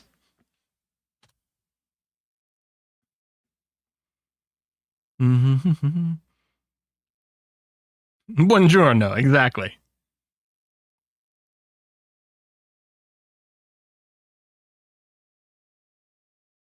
And you can see here, there we go. Now I'm sorting by building profit. We can see here a leather building in the Naples market could make huge amounts of money right now. It's like, oh, let's investigate that. And yep, I could build a tannery. Interestingly enough, there's 2 buildings that can produce leather. So a forest village is, I believe, an RGO type building. Or maybe it's not an RGO building, but it's a much more basic one that produces, I think, a smattering of various resources. Like, I think it'll do some food and some leather and maybe some other goods. I don't know if I mouse over it here. It makes me think a little bit of, you know, when you're starting in Victoria and a lot of your population are in their... what do they call them? Like homesteads. They're like individual, like peasant farms, subsistence farms, maybe. Yeah. Those that create like a variety of different goods at kind of a lowish level. I think that might be a little bit what you see a little bit with forest villages. I suspect it makes food and some timber and some leather, you know, a handful of little things over here. Whereas the tannery is, you know, obviously very dedicated, much more industrialized. It needs workers, not just little peasants to work here, but it can make huge money. And you can see it's got different production methods as well. So you can choose from a couple of different production methods. We've got an upgrade path for these things as well. More production methods might unlock with technology. It'll probably depend on the building. And you can see that there is automation options for automatically build buildings, but also automatically just manage the production methods, which I could see as being maybe kind of handy. So there you go. Here's the idea of like, let's build these tanneries, and you can sort by different things. I sort by number of buildings by default here, which is inaccurate. I want to sort by value. Sort by value. I'm going to do the more valuable ones. I mean, assuming they got the population to work there. I haven't interacted with the slave system at all, so I don't know what the slave system works like. Can't comment on it. Yeah, that aspect really reminds a lot about Victoria for sure. Before we move on to army things, is there anything else we want to talk about? Just going to scroll back a little. I like map painting with my trade, yeah. I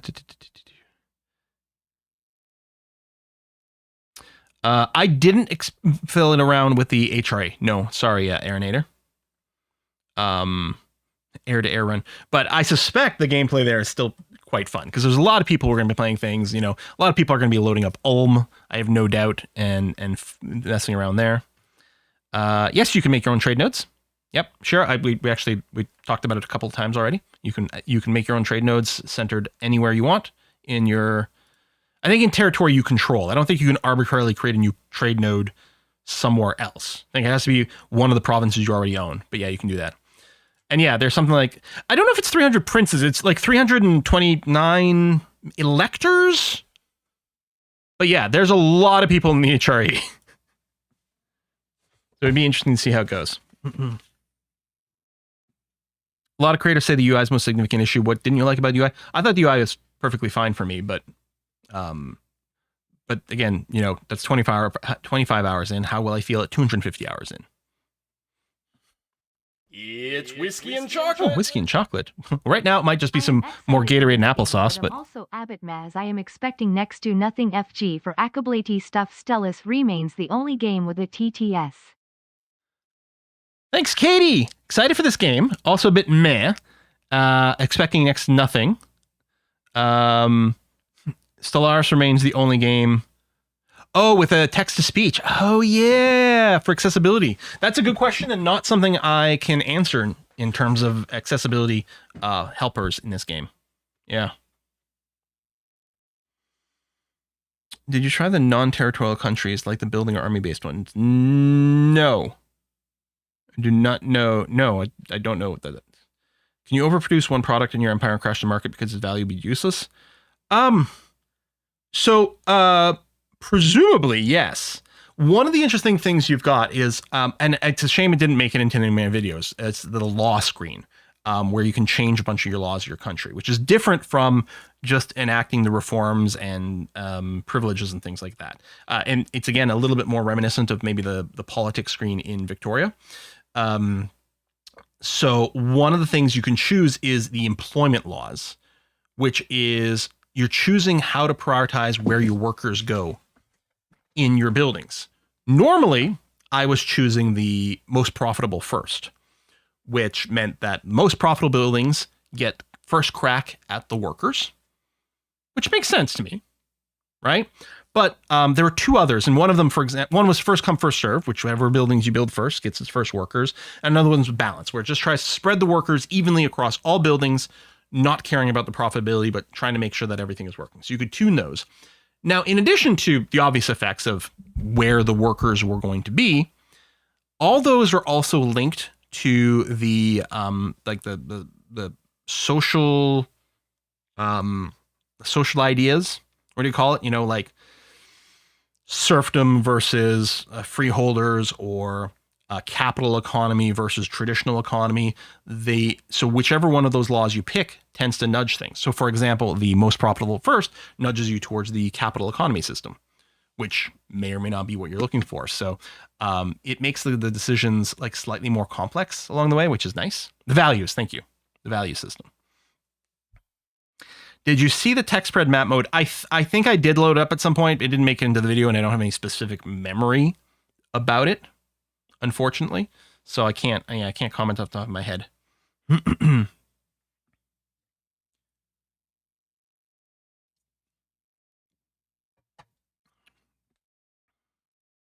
Is the game harder? So that's an interesting question. Because here's the thing. Those of us who played a bunch of EU4 became really good at it. So at a certain point, you're like, oh, EU4 is easy, right? World Conquest, trivial. Well, I mean, I always found World Conquest to be too much work for me to like really push too hard. But it's like, in EU4, you could basically start as any country and become like the #1 country in the world because we got good at it. And because people who were smarter than us figured out how to optimize the game and min-max stuff, and we could copy those things and feel good about ourselves, right? So right now, yeah, this feels a lot harder because I don't know how to build a massive competitive advantage over the AIs. But will it be? We have no idea. They're going to change the game balance 30,000 times before we get the release version. So who knows? Who knows? Yeah, shout out to DDRJ. Exactly.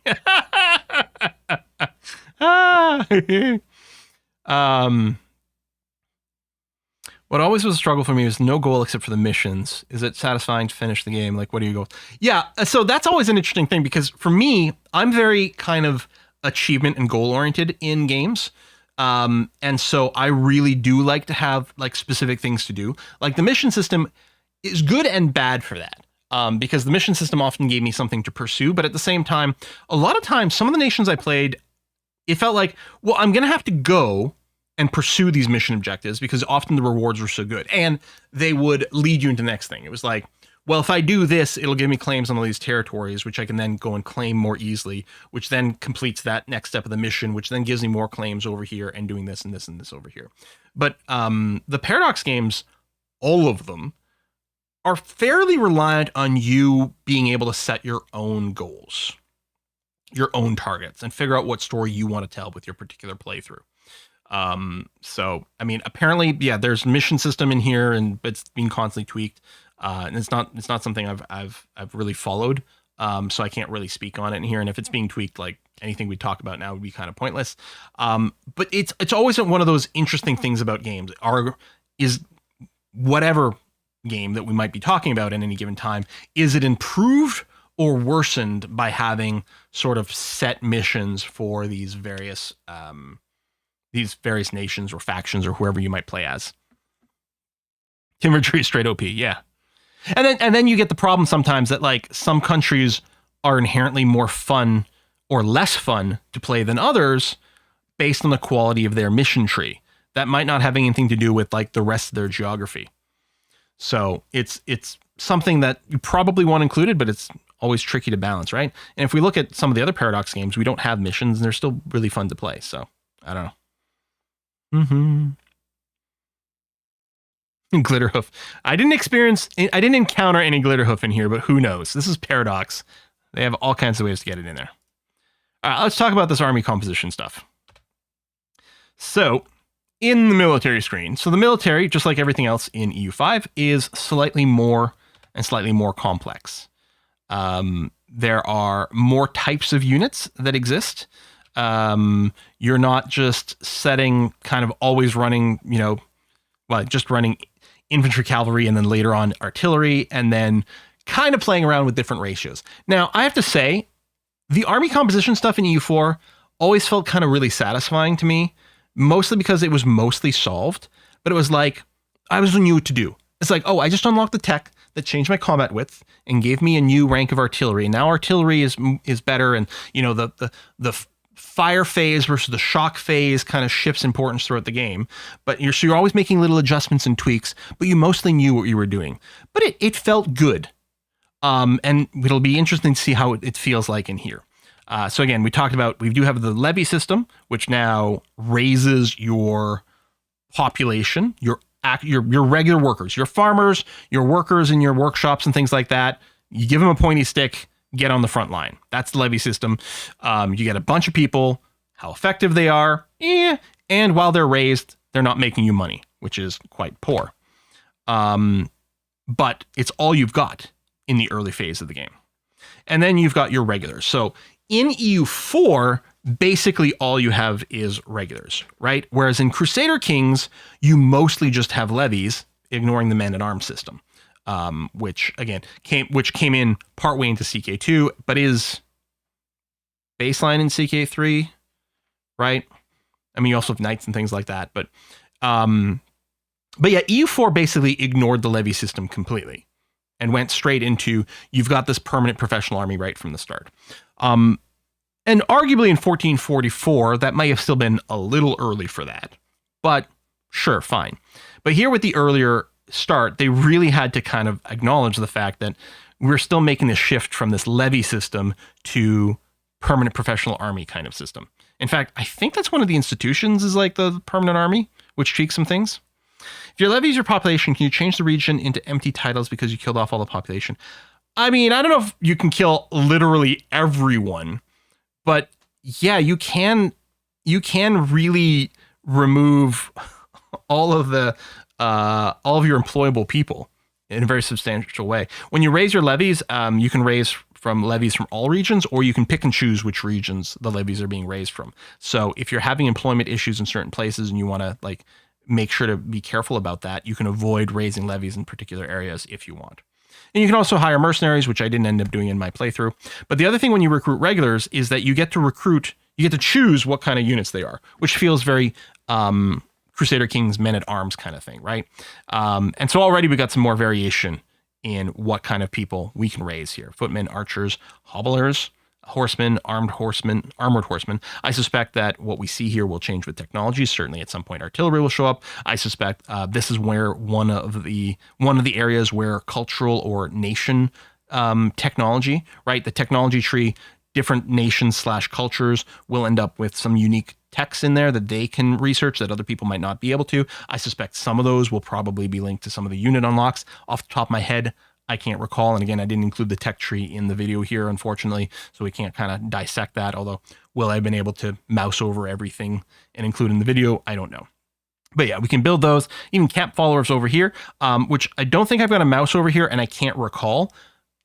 My guess, and this is just based on an assumption, it's not based on any recollection whatsoever, is I'm wondering if these increase the amount of food, for example, that your armies can bring with them.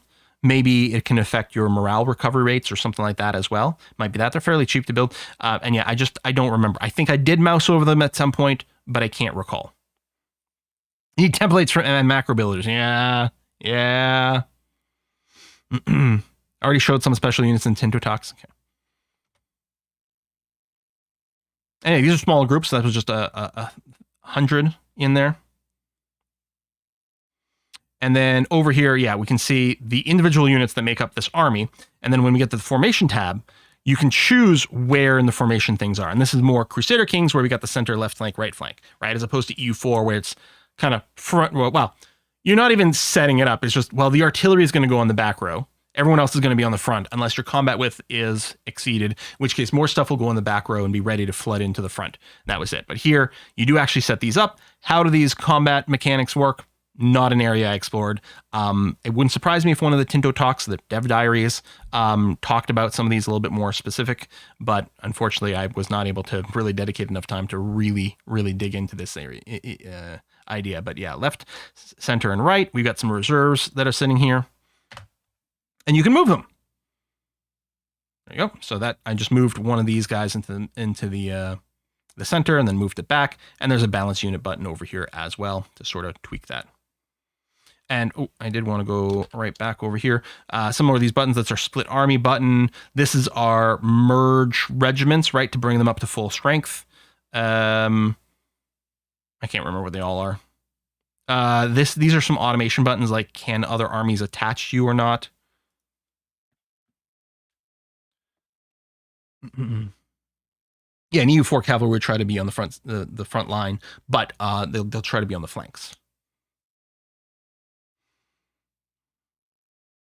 I know it may not be quite homogenous in Europe when it comes to religion, especially by early 1330s. Did you see any niche religions or heresies that didn't have a foothold in EU4? I didn't see it. I didn't really explore the religious map mode, but I think they quoted something like there are 300 religions or something in EU5, which is pretty nuts. Viking raiding still a thing.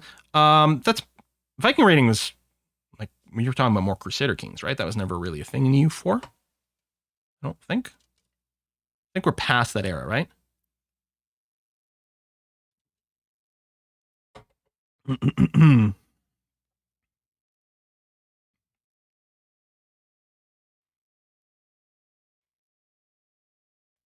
Okay, so this military objective screen. So we go back. So you can access that military objective screen a couple of different ways. First of all, when you've got an army selected, you can click select objective, which is what I'm going to do here in a second. But you can also go to the military button over here, and from there you can access the army objectives. So if I click select objective, it actually brings me to the exact same screen.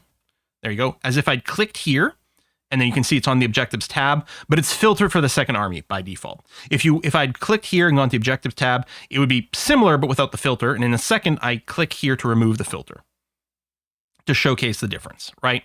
So if you just go here to objective, you see all your objective, which includes your naval ones, right? Blockading ports, defend coasts, those are the naval stuff, but also all the army stuff. Hunt armies, carpet siege, focus siege do work differently, and I love that they've got these two different things. U4 had Berber coastal raids. That's true. That's true. And with the search, I mean, I can just go and reselect the armies in here if I want, and I can filter different things. But then I can choose any objective, any mission here that I want.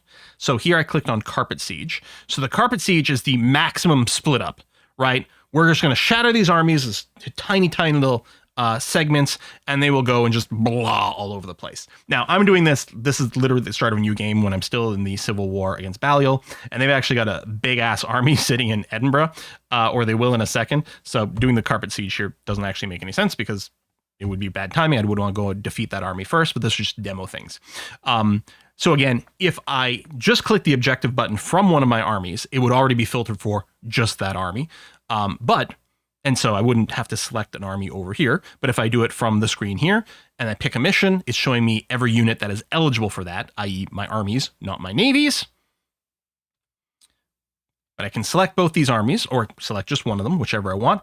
And then you're selecting where to carpet siege. You can click on the map to select the specific area, and it would be territory by territory, or I can select entire regions. So over here, I'm going to select these entire regions at a time. But then I do show that you can expand and then see individual provinces. You can actually expand even further and choose individual locations within those provinces as well. And again, you can just click on the map to do something fairly similar. Yeah, the coloration here is not great, but what it's showing, what's highlighting is like all the hostile areas and then showing whether they're selected or not. It was fine. It was like, yeah, fade everything away that's not important, right? Because carpet sieging, all you want to do is see hostile territory. You want to see places that can be sieged, as opposed to everything else, which kind of needs to fade away. That's all it's showing. Location's valid for that. So in this demonstration, I'm selecting literally everywhere. I'm selecting all my armies. I'm selecting literally everywhere just for this demo. And then I'm locking it in. And then when I unpause the game here in a moment, what we're going to see is our armies just break apart and start the carpet siege. The focus siege mode, your armies won't break apart the same way, and they will focus primarily on forts first, which is a much safer way to do it.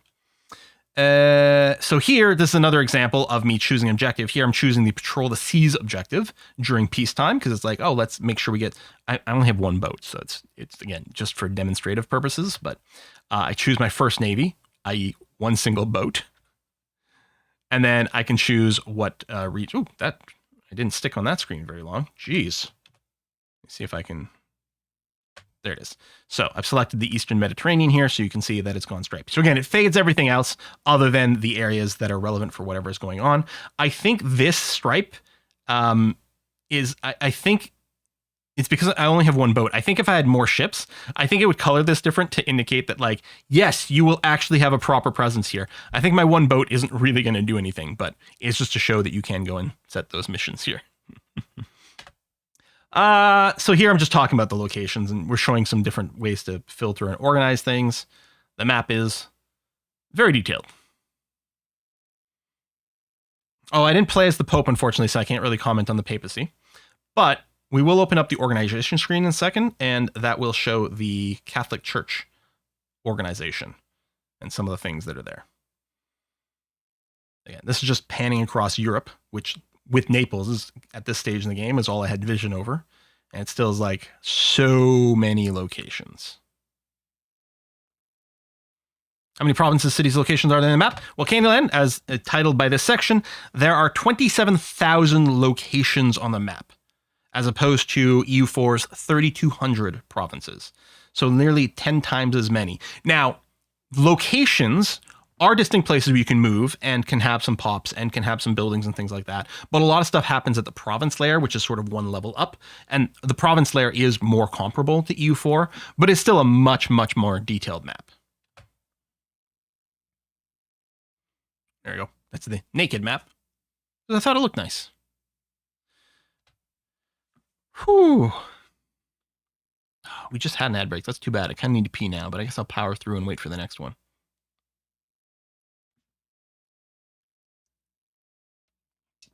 Back when you got first access to this, like to Imperator, how long after the release was it? Oh, it depends. Every one of the games is different.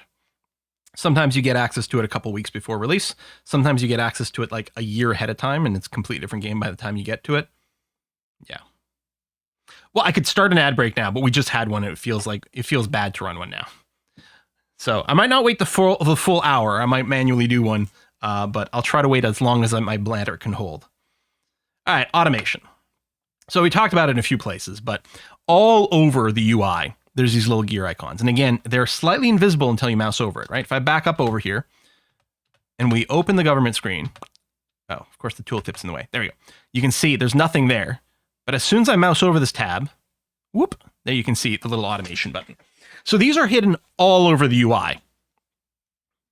But lots of different things can be automated. So if we turn on the country automation here, we can see, actually it doesn't describe the automation in this tooltip and what this would cover. But the assumption is that this covers things in this visible area. So presumably this would automate the micromanagement of the estates, maybe initiating or revoking privileges, maybe doing the reforms, and presumably might do the parliament, cabinet, and the laws as well. But, and I don't know if I show it in this little video segment. No, but each one of these little tabs, I believe, has a little automation button as well. So let's say you just didn't want to deal with the estates, but you still want to deal with the rest. You should be able to fine tune that. So there's a lot of those kinds of little effects. I might be wrong about this screen. That's entirely possible. But you'll see that in a few different places. So this wouldn't be automating all trade. This would simply be automating trade in the Naples market. And I do showcase something here that I think is quite important. The trades you set up manually by default are locked. That's what this little square is here. Even if I turn on automated trade, it's not going to change this, which I have manually set up and have locked. And you can see here the difference of what I was talking about. This button will automate all trading versus this button will only automate trading in the Naples market. And as Naples, I'm in more than one market already. So what am I going to do next here? Yeah, there we go. Automate trade different markets as well. It's another way to do it over there, which is quite handy. Automate the balance. So if you tick this on, it would automate managing all of these sliders. But then also, and I don't know, I probably won't use that, but this to me is a no-brainer. This is just try to tax these estates. Hello. Have some Talisker. Thank you very much, Parduke. Again, right now it's probably just more of the Gatorade and applesauce fun because I still have no appetite after being sick. It's really frustrating. But I don't know. You know what? Maybe what I need is something to burn out whatever is left. Maybe I should go and get myself a whiskey right after the stream. Right. These buttons here automate the tax rate for these estates to try to tax them as much as possible without bringing their satisfaction below 50%. Like, I think I'm probably going to play with those on all the time. And then these are much more basic. These are just when a war starts, max out the army maintenance, navy maintenance, fort maintenance. These probably what you want. It's probably very unlikely that you don't want those to go to 100% if a war suddenly breaks out. And EU4 did have those buttons for a pretty goddamn good reason. Okay, here's where I specifically show off this little lock button.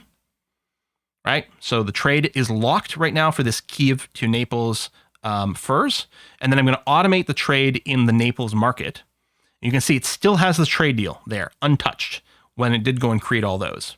And if any of these I'm particularly happy with, I can just then go and lock those as well and say, don't change these afterwards. But yeah, so the ones that aren't locked, it's free to, cancel or tweak the amount that it's trying to do. And then for the buildings, there was an automation button here to automate all building stuff. But then, yeah, you get sub-control of, okay, automate building constructions or automate building production methods. I could definitely see me doing this automate building production methods. And then over on the right-hand side, near the outliner, but not actually part of it, you can automate entire sections of the game.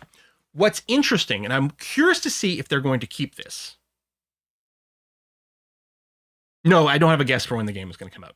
I have zero information about that whatsoever. Other than it sounds like they're hoping for 2025, but that wasn't an actual announcement, so who knows. I want, if they have to delay it to make sure it's good, obviously that is fine, but yeah, no, I have no idea about a release date in any way whatsoever. When I sat down to play for the very first time, and I clicked new game, it actually brought me through, it didn't bring me directly to the map screen. Just the first time, the very first time. It didn't bring me directly to the map screen. It actually brought me into almost like a little quiz of like, hey, what kind of gameplay do you like? You want to play this kind of game, that kind of game? Oh, and what kind of experience do you have with like grand strategy games and Europa Universalis in general? And then based on those answers, it started with certain aspects automated. Like if you went sort of like middle road, it's like, well, I've got a little bit of experience. They're like, okay, pick 2 categories you want to kind of manually work with. Whether that little initial questionnaire is going to be in the release or not, I don't know. But it was interesting sort of thinking, right? And then all it did is start with the 2 things I didn't answer because I was like, I like trade and I like the build, like Gardener is the whole building. So I was like that. They're like, okay, so we're going to start with the conquering and exploring automated. That was just on the first go. After that, because it was like the semi-tutorial mode. After that, you start a new game. It was the right click and hold to get that questionnaire again, which was cute. I have no idea if they intend to keep that in. It's probably going to be a completely radically different thing as part of an actual tutorial or something. But I was like, that's an interesting little mentality. Taking a personality test before every EU5 game. Yeah, exactly. But then after that, when you just start the game, no automation is on by default. It just, it's exactly what you would expect. But yeah, it was neat. Which Myers-Briggs type are you? Yeah. I'm a Taurus. Boo, boo, boo, boo, boo, boo. Man, there's a lot of talking with this. Anyway, in this part of the video, I'm talking about mostly story-driven stuff, which might be a good time for me to talk about some of the different questions. Why wait, get a whiskey when you go pee? I don't have any in the house.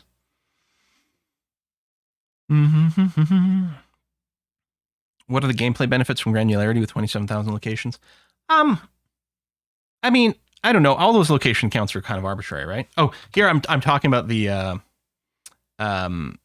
sort of cultural issues that you can face as Scotland a bit. So what's interesting to me is Scots, right? Scottish, British over here is the primary culture of Scotland. But that only makes up 1/3. Nearly 2/3 of the population of Scotland are Highland Celts. They're accepted, but not the primary.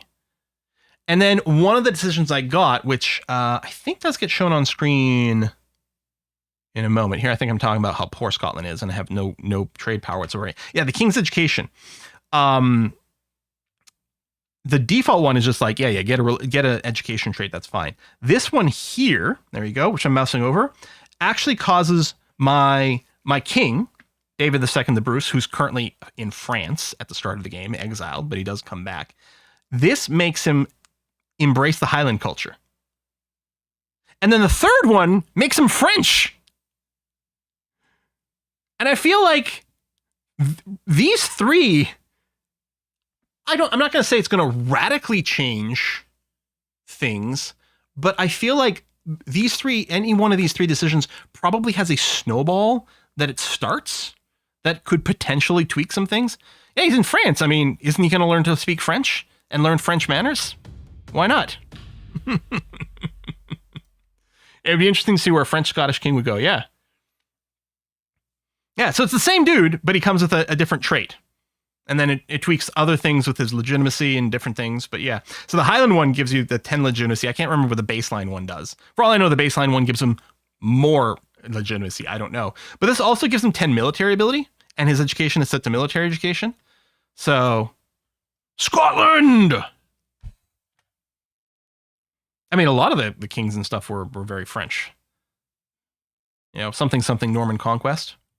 And this is the event you get when your king actually returns from France. I think he returns when he's 16, when he comes of age.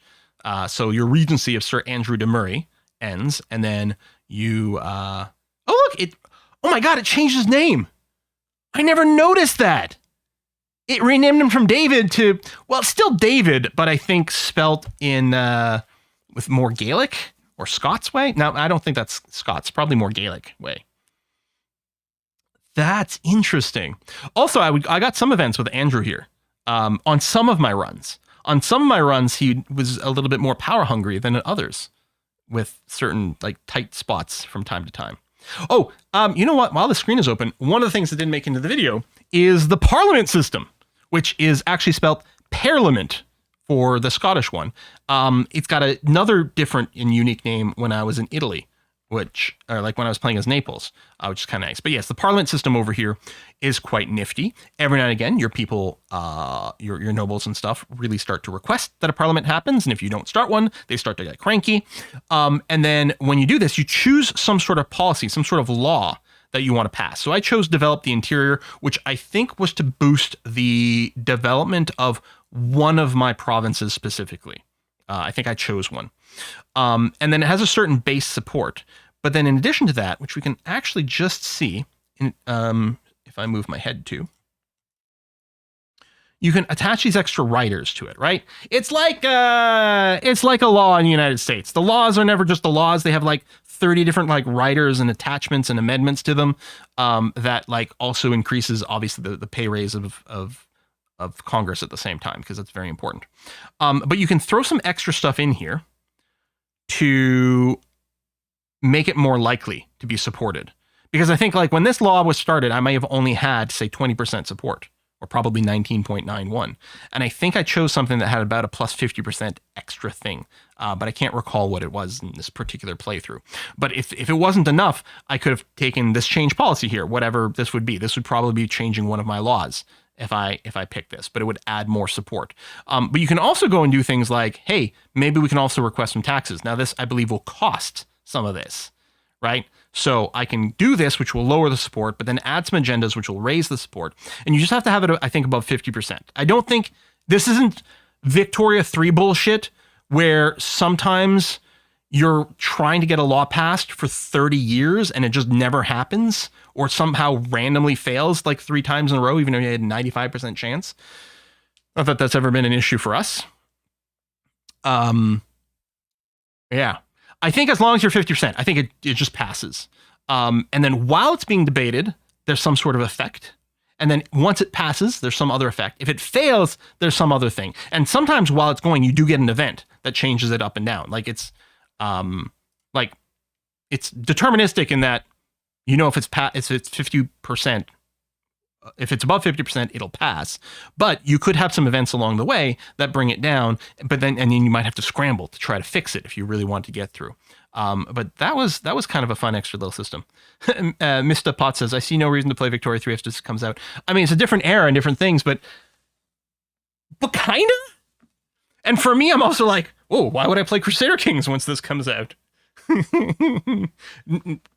I mean, not fair to either one of those games because they clearly do more stuff than just that.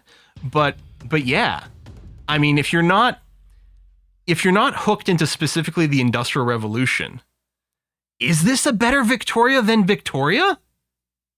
Nuts. Other creators use Prepare for War to get their claims. Oh, that's quite neat. That's quite neat. So yeah, so David or Dubahide comes back. That's great.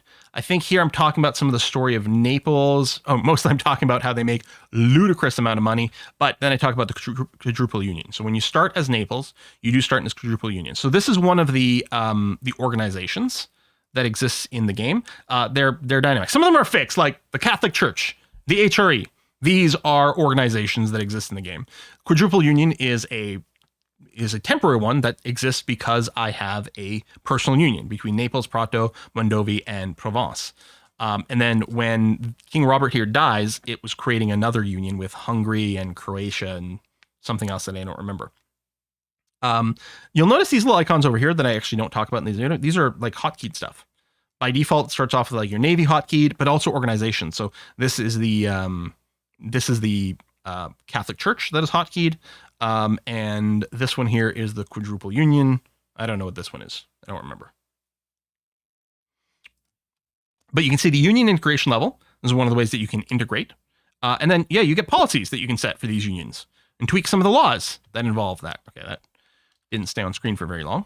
But you can tweak the laws of your union, which implies that, yeah, or it affects how much they contribute and different things. I didn't get very deep in here, mostly because then this king dies and then I get another union and stuff. Here's the death, for example. So yeah, he bites it, but then I get a new union, Croatia, Hungary, and Naples. Brand new one. Mm-hmm. There's more story about Naples. So one of the things, oh, now I remember what that other group down here is, which leads us into the international organizations. The last one here is the Guelphs or the Guelphs. I can't remember. But the story in Italy is that the Italian states are basically divided between the ones who want to be part of the HRE and the ones who want to be more loyal to the Pope. And so there's these two different factions. So here's a list of organizations in the game. You can see Catholic Church, Holy Roman Empire. I think this is sorted by members. So yeah, you can see 482 members in the Catholic Church, 329 electors in the Holy Roman Empire. Down, down, down, down, down, down, down, down. So the Catholic Church is, again, one of these organizations, kind of like my quadruple union, but they got a lot more shit going on over here. We got lots more tabs, with more categories of stuff, more doctrines and laws. And what's crazy is they said whereas in EU4, things like the Catholic Church and the HRE were hard-coded mechanic. Oh yeah, princes, not electors. You're right. I'm getting those terms inverted. You're right. Princes, not electors. Members, not necessarily electors. These are all apparently like fully moddable now.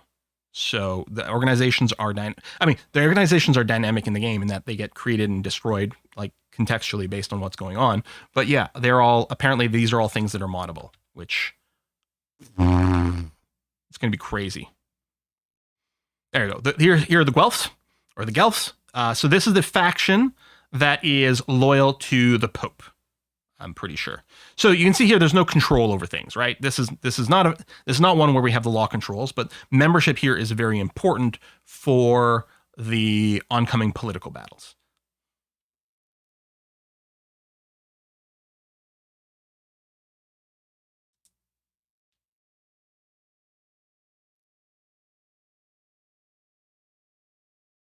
EU5 looks up. No, I really think. Oh, yeah, here I do a little swap over to the China area basically here. Great yuan right now. But the Middle Kingdom is another example of one of these organizations, and they work a little bit differently. Here, these guys are more like tributaries, and then we've got these celestial laws that we can then tweak over here. So another, it's another organization, but it has its own specific implementation that works differently from others.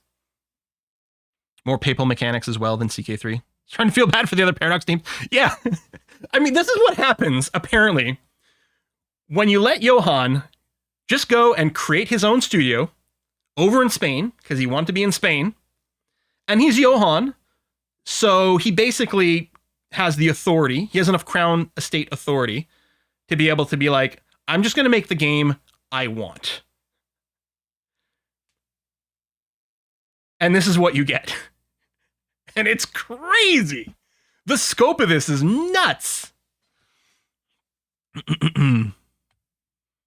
Does the automation not make the game trivial? Why bother learn mechanics and plays itself? And too much automation. Well, I mean, first of all, you can play with no automation on, but the idea is that you're probably better than the automation. I mean, you can watch this as a simulation, although I suppose you could do that before. You could just go into observer mode. With Vicky 3, watch for me, I'll still play CK3, as CK3 is more about the personal family story, which doesn't really have a place in this game. I'd miss the like 30 events where my daughter tries to seduce me, letting me facepalm. Yeah, we're commenting earlier. Thank you very much, Katie. We were commenting earlier. Someone said something like, oh, why would I play Victoria 3 when I've got this? And I kind of made the comment of like, oh, and maybe Crusader Kings as well. But yes, obviously there's nowhere near the kind of personal interaction and story. Absolutely, for sure. It's a very distinct game. But yeah, I do think this puts an interesting target on the Victoria team's back. Like, what are you going to do to differentiate yourself now? Yeah, no, I mean, obviously, if you're going to play the game, you can watch the simulation, but that's not where you're doing it. You're going to want to put your own spin on it, and most of the automation probably isn't going to do what you want. No incense 0 to 10 game? Maybe it is. Anyway, I guess that was it. That was all my pre-recorded footage over here, which is all we can do for this.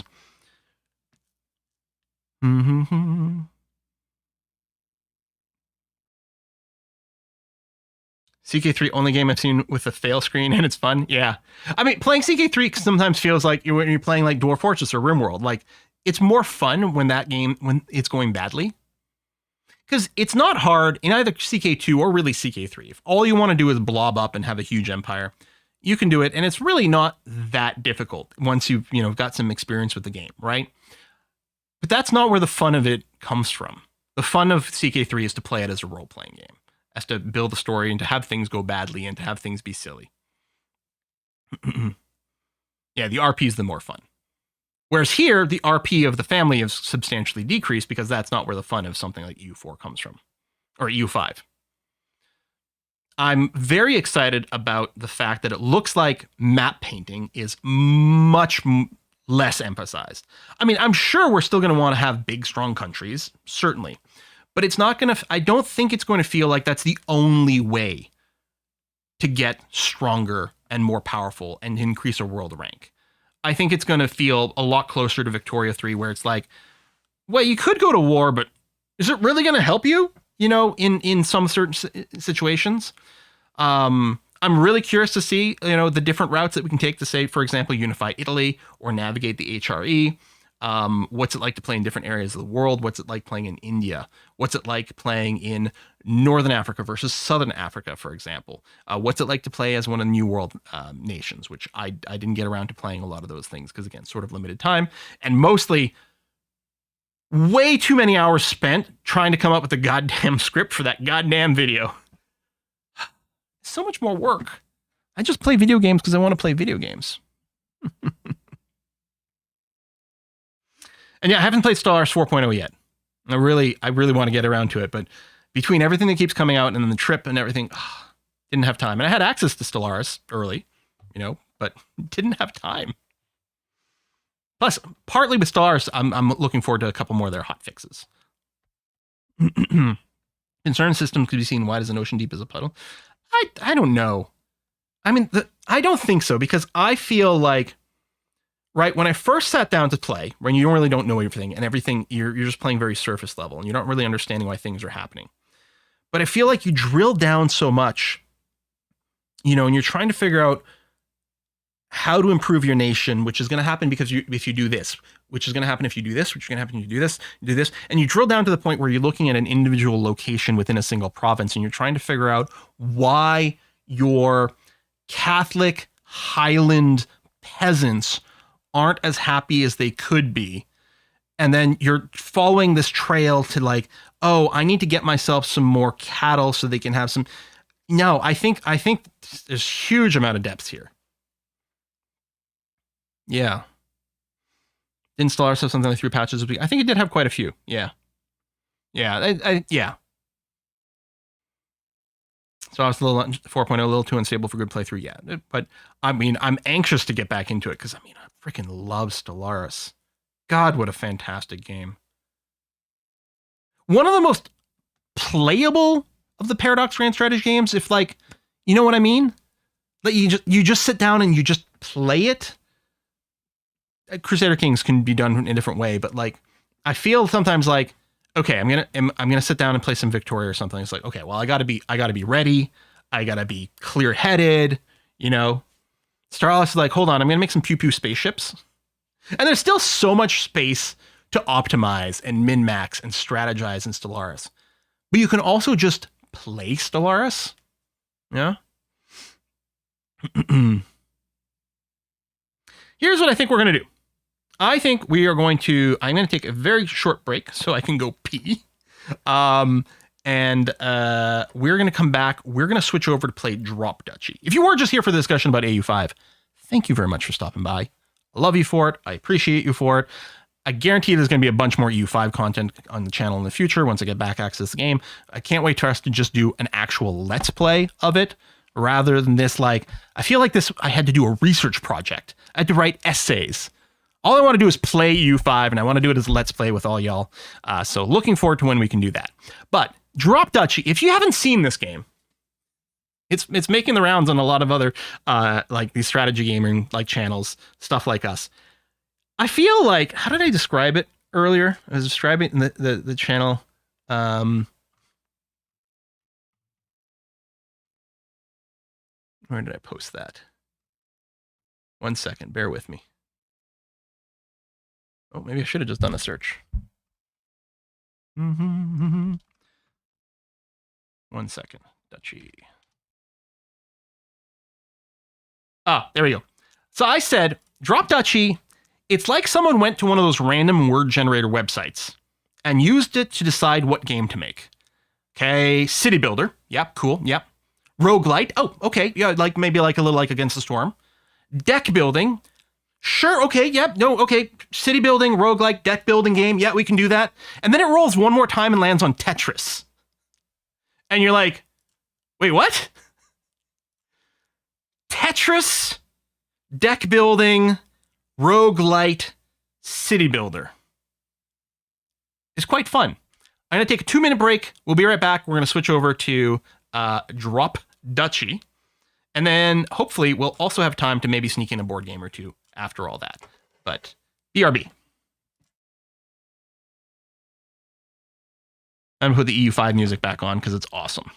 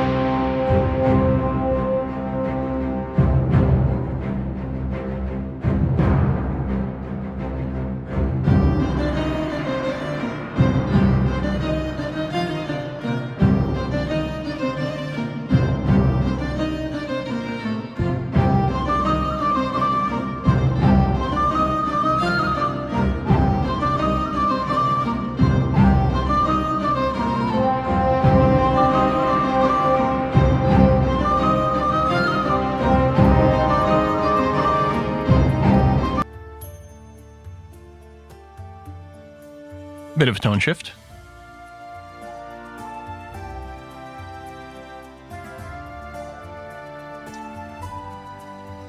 Hey.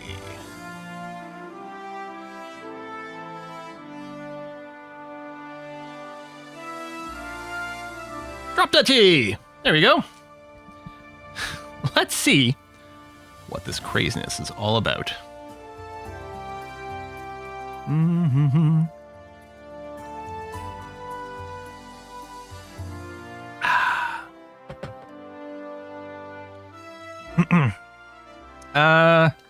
Cyber, if I go permit cyber, I think you could post a Twitch clip, but I'm not sure, but just in case. There you go. You've been permitted, so you should be able to post a link regardless. There you go. Oh, hey, Demoniac. Yeah. What a crazy concept this game is. Now, I've only played a little. It's still, I think, technically in early access. But it is adorable. Absolutely adorable. And a nice mix of kind of Zen with also some strategy. So, it's a little bit Slay the Spire. It's a little bit Tetris. It's a little bit country. It's a little bit rock and roll. Man, I don't know how to describe this game here. Well, let's play on normal mode, which for the record, I still haven't beaten. And there are different factions, but I haven't unlocked them yet. I'm going to start with the Duchy. I've unlocked a few things and you know, moved some things forward over here, but we're going to get started. Act 1. 3 acts. Again, think a little bit Slay the Spire. Sort of have a little bit of a map to sort of navigate in a branch, and then there's a boss fight at the end. All right, cool. Groovy. Ruby. Wonderful. Lovely. All right. So first, we're going to encounter a peaceful region. Here, this one is 50% grassland, 50% forest. This one is 75% grassland, 25% forest. I'm going to go for the one that has more grassland because it's going to be a little bit better for what's in my starting deck, I think. So we see the terrains which are coming down here, which are kind of the Tetriminos, except not all of them are 4 pieces. Some of them, as you can see, are 3. But yeah, we're going to get a mix of ones that are grassland and a mix of ones that are foresty.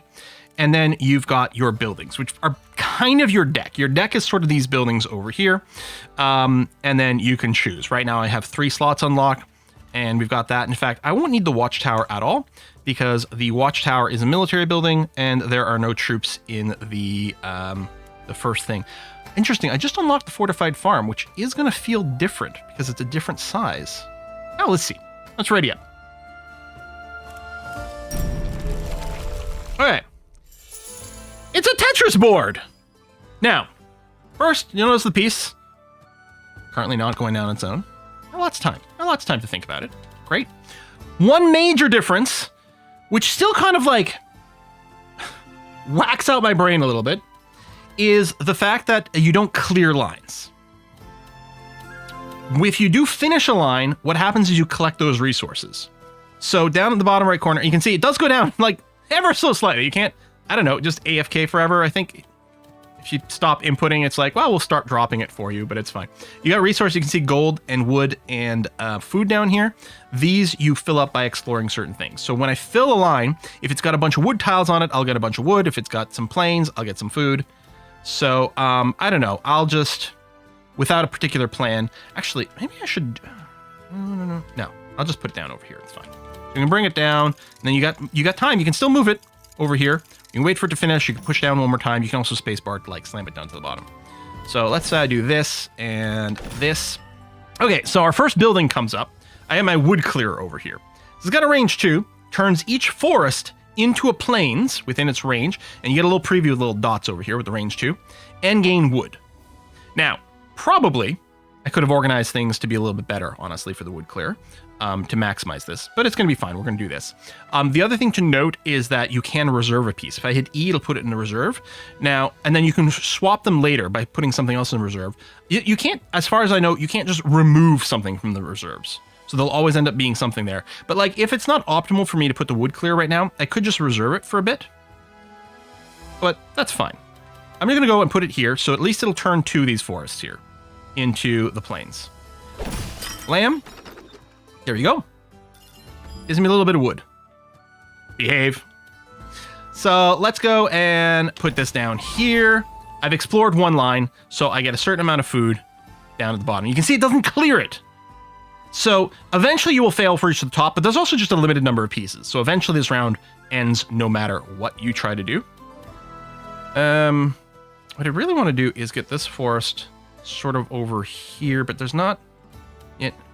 No matter what, are we kind of cruising towards like a little gap here? I could skirt some things around. If I put this down here, I might be able to fit something in there. I mean, I could just put it here just for like better kind of Tetris-y placement, but I kind of want this near that to get the extra wood bonus. Tell you what, let's not stress. Oh, fuck it. Who cares? Who cares? Just do that. Who cares? It's fine. We'll have some holes. That's okay. So let's no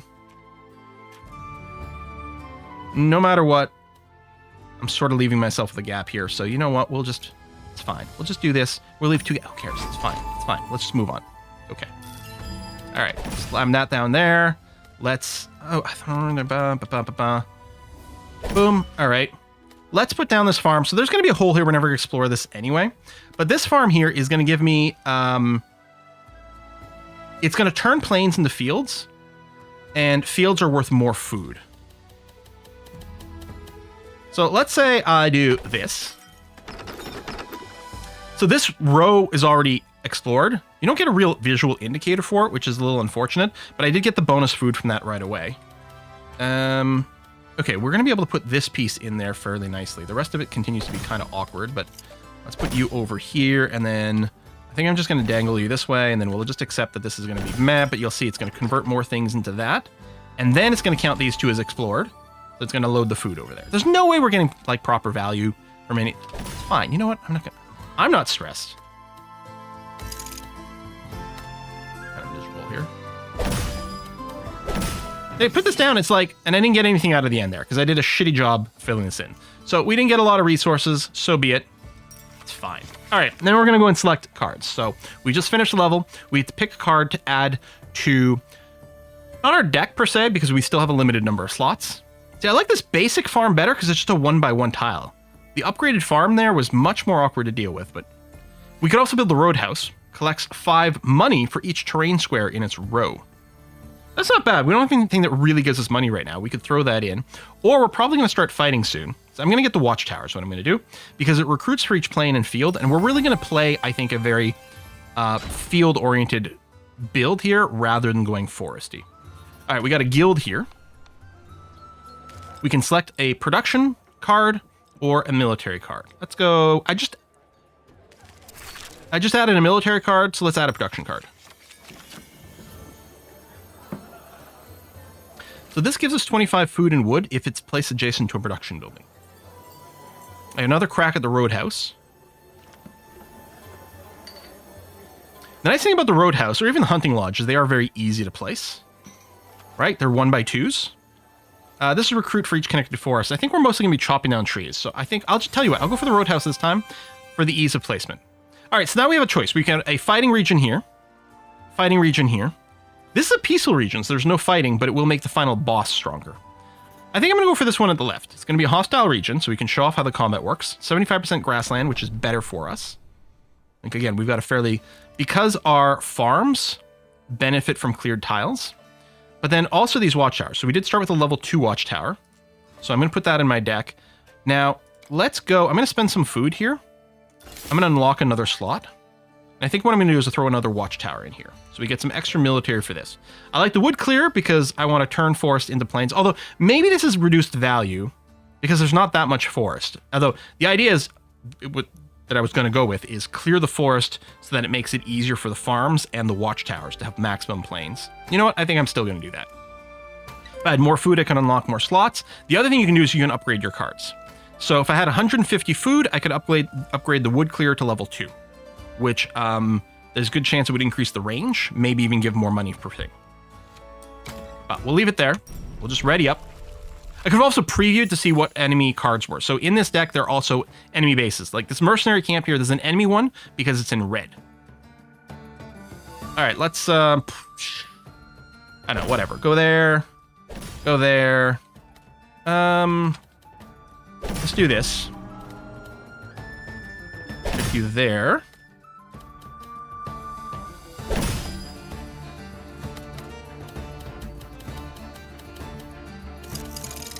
Lock you in here. Okay, so fortified farm, this is the thing that turns each... So it counts as 5 strength garrison, and it turns each plains in range into a field.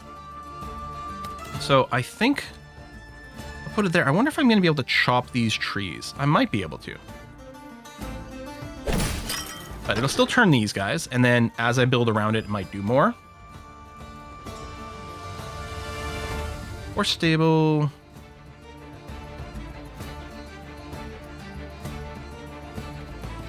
I don't think I've ever had to deal with one of these.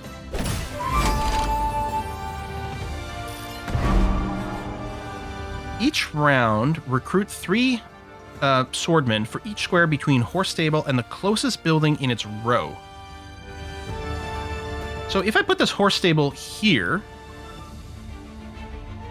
then it's the distance between it and its closest building is going to be 0. So in theory, it'll never get stronger.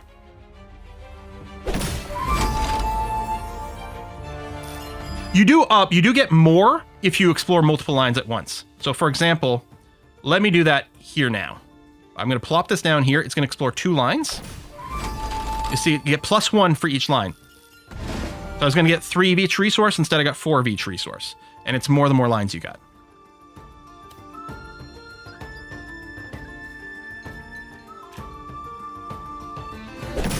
Be down here.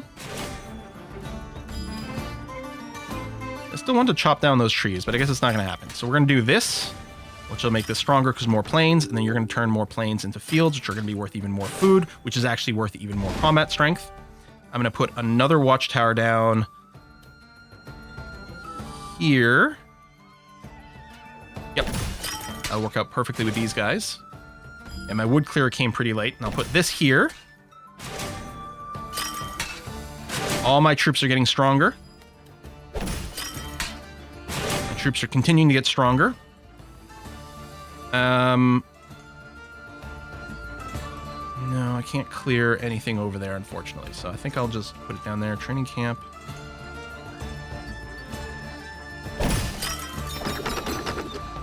Get some wood out of it. All right. So this training camp has got a strength of 8, and then it sends 12 extra strength to each allied building aligned with it, which is in a line this way, horizontally or vertically. So I would not want it to be in a line with an enemy military building. So I'd want to put it, somewhere where it can't do anything, or I can just send it to the reserves, and I'll never have to place it, which is awesome.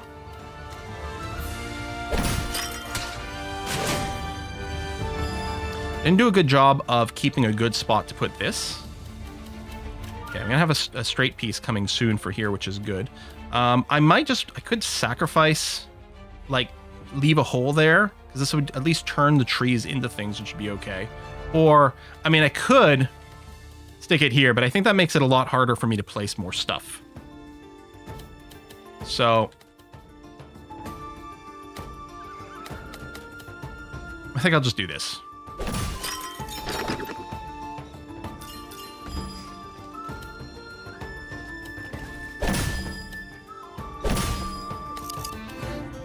So I'm only going to do 3 lines here instead of 4 because I've got the hole.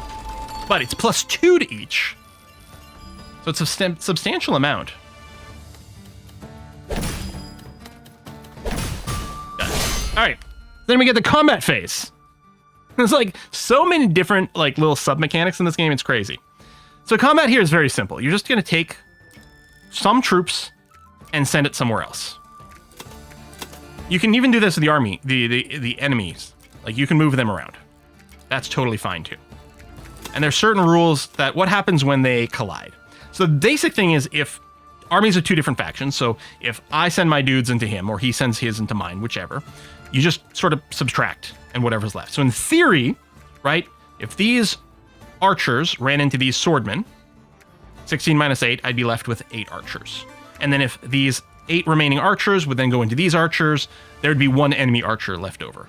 It's slightly more complicated than that because there is a rock, paper, scissors system over here. Swordmen beat archers, archers beat axemen, axemen beat swordmen. So they get I think they get plus 50% effective strength or something. I don't know exactly what the mechanics work, but it's basically that. Yes, Varandu, I had the exact same thought. So Varandu over on Twitch said, this part looks like those fake games on YouTube's ads or on like Facebook or whatever. They're like, oh, no one can figure this out. You got to attack people in the right order. You can also combine things. So let's say I send my axes over here. What would happen is these two armies would merge for a 21 strength army, and then whichever one has the most becomes that type. So it would become a 21 archer army because I'd have more archers. 5 plus 16, 21 becomes archers because I have more archers. And that's how that resolves if they mash together. So you can use this to figure out an order to attack people in to get the best strength benefits. So ideally what I'd like to do is I want to attack the swordman with my axe. If I could boost the axe first, it'd be nice, but it doesn't actually matter. And I really don't want I really would prefer the swordman not attacking my archers because they get more strength. But the fact of the matter is we have like vastly overwhelming firepower over here, so none of it actually matters. All right. We're just going to have the numbers. None of it matters. If any enemies are left alive, then I lose hit points. Over here, the 70 out of 70, that would be that. Oh, yeah. This is inefficient because I attacked the archers, or attacked the swordmen with the archers, but bigger number was sufficient. All right, done. Then I get to pick another card to add in. So the windmill is interesting because I do actually have the ability to generate some fields. All right, my farm turns plains into fields, for example. And I actually have enough resource to upgrade my farm, which should increase its radius, which should be quite strong. So then all of a sudden we could generate quite a lot of food this way. Both these are reliant on me having forests, and I'm going to be incentivized to cut down forests. So I don't think that's the right way to do it. I could also just skip, or I could also re-roll. I should probably be reserving something way more often. Yeah. Oh, I got gold because of how many enemies survived. Okay, that's good. Oh, I have enough progress here to unlock something. Most of it until now has cost 1. A couple of things have cost 2. But it cost me 3 to unlock a new terrain. Rivers. Works best when continuous and a great source of gold. Also unlock 4 new cards. All right, I'm going to make my life more complicated, apparently. What are we doing next over here? Wood depots, which is just literally give me more wood. I could take damage to get even more, but let's say I don't. Let me just take the extra wood, which will give us more upgrades. We've also got a trading fair here where I could do some conversions. Maybe before I do, let's think about how I might want to do it. I really think I want the fortified farm upgraded. I'm going to spend some resources doing that. So that just takes wood to get up to level 2. And then takes substantially more wood to get to the next level. I also want food to be able to unlock more slots.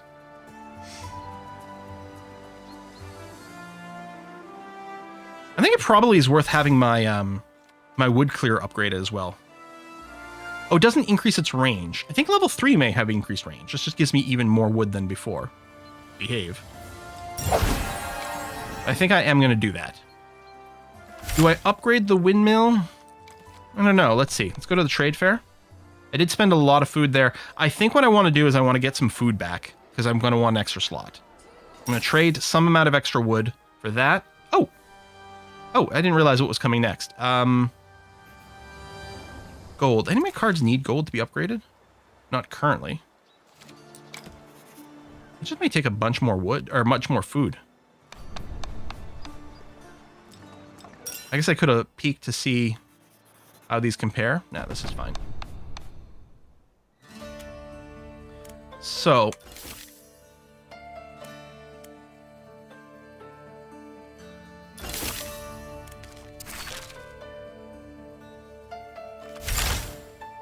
yeah, there we go. Range 3.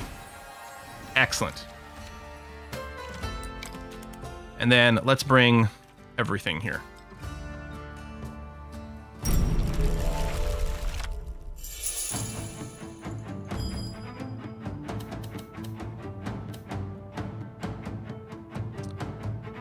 That's the stronghold. For each adjacent empty square or border. At end of round. Oh, how big is this? Okay, what I should do is prepare to slot this in somewhere. I'm going to prepare to put it in here. I'm going to leave a little gap. And just throw you on the end. I could lock you. But I think that's fine. We'll put you in there and then... Unless I delay you for a little bit.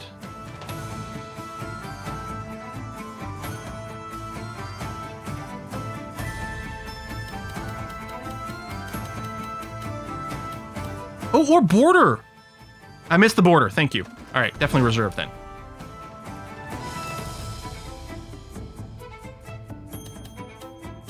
So I think the hope is going to be that we're going to build a bunch of fields over here for this stuff.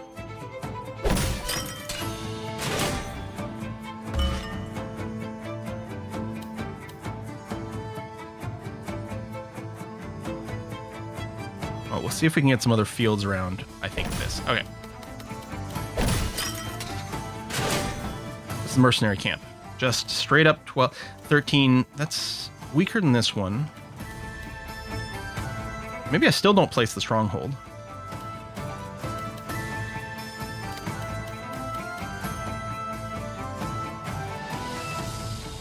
I think we get ready to have the fortified farm drop in over here somewhere. Maybe even right there. No, then you can't place there. Yeah, okay, either way. Oh, I could have done the other way around so I'd gotten 2-line exploration. We'll do that. And then I think I'll fortified farm in this direction.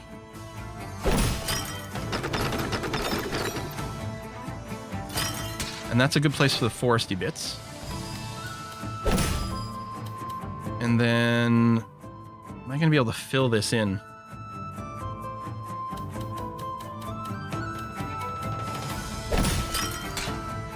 We should have a line. Oh, I don't know. Do I still have... I guess I have a... I don't know. I'm hoping there's a plains line over here.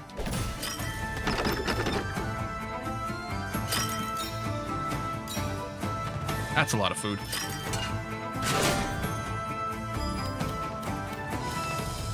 I mean, it'll fit in here nicely. I think that's okay. Roadhouse. Perfect. Gonna give me a bunch of money. Complete a double exploration. That's fine. Yep, lots of cash. And then I think the wood clearer will go here. Okay, so we have another stronghold coming. Although there's not a lot of rounds left for it to get strength, but...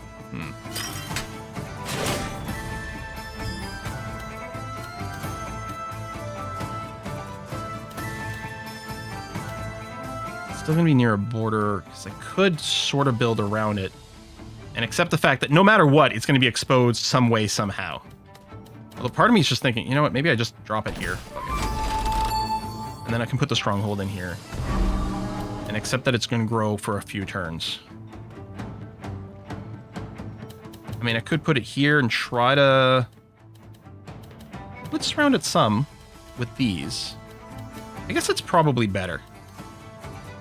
No, there's no penalty for leaving an enemy in reserve. So I'm going to leave... this guy's never going to get placed. He's gone forever. I always try to hit one enemy in the reserve and just leave him there.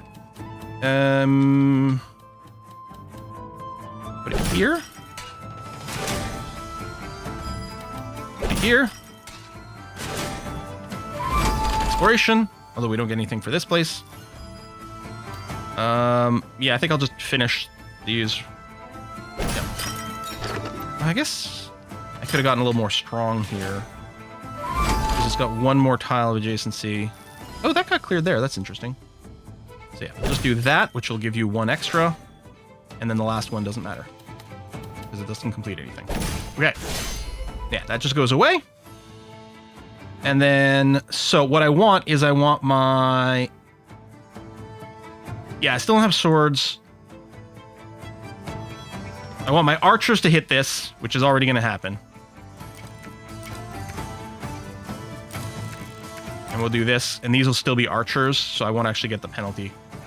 Actually, I don't think it matters, but just officially I'll be doing this, so we'll just get one huge archer pool that kills these guys.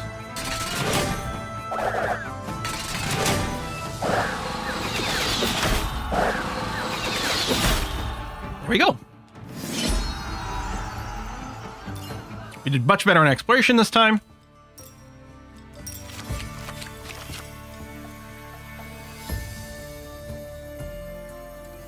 Again, I really don't want to encourage forestry. I really want to chop down all the forests and have everything be plains. I don't think I want either one of these. Do I take the orchard? If you skip, it gives you gold as if you sold the card. Because like if I'm gonna take the orchard and then just end up selling it, like the skip turns out exactly the same. It's not bad. I think I like what I've got right now. Demon X says, yeah, stupid game, I might buy it. Yeah, I thought you might. I think I will skip because I can see us maybe picking up a military card with a sword, or maybe something else that works with sort of our farm little combo. So I think I'm just going to skip and take some extra gold here. So there you go, 50 gold. Again, we could go peaceful region here but it would make the boss stronger. I kind of feel like we're still kicking things butt. Okay, this is a heavily forested region. 70% of the territory is foresty. Which maybe is like, oh, I should have grabbed something else. Mostly makes me wish I had a bigger wood clearer. Unless I do go through the peaceful region, which is very flat, and I could just look to try to max out on money. So, or like resources. So like upgrade the windmill / roadhouse. Go into the peaceful region. What do you think? Yeah, I'm worried it's a little too foresty.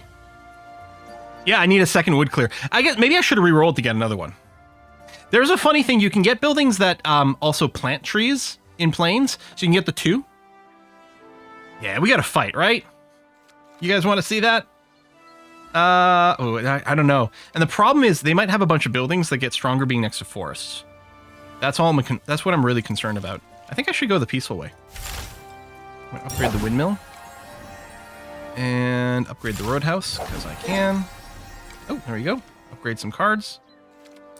Oh, something's still upgradable. Oh, I can roadhouse again. Sure. Okay, so we're going to go to the peaceful region. And I'm going to remove the military cards. I mean, the fortified farm kit technically gives me a few dudes, but still, it turns plains into fields, which give you more food value. So we'll just run with those 4. That's going to be fine.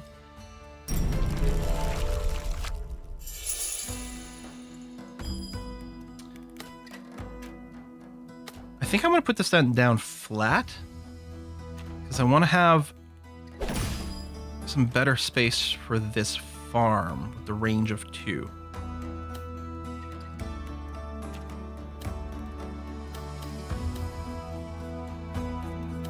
I don't think it matters either way here.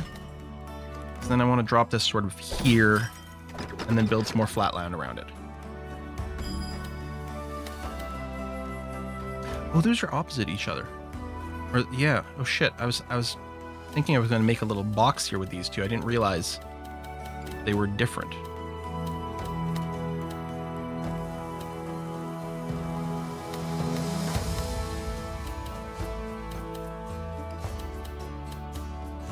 Okay, we can try to go for a big Tetris or something.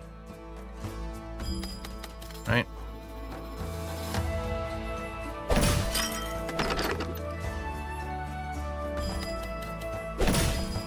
So we want the forester hopefully to drop over here. Let me reserve that piece. I guess I'm not setting up for the big Tetris. I guess I could do this, assuming... Where's that forester? Because if I drop it here and then forester this area, it'll be great. It'll chop down all the trees. But then where am I going to put this? Now, all right, let me do that.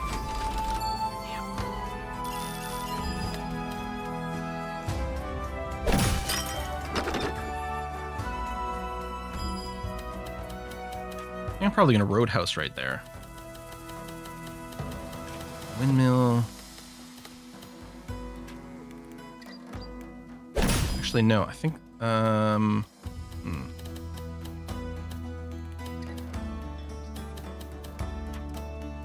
want to put the windmill in here. I'm gonna probably just tuck this here and then roadhouse there. Oh, I forgot that gets played. I forgot. Yeah, it does it instantly. Okay. Damn, I want the mirror of this. It would be perfect for that.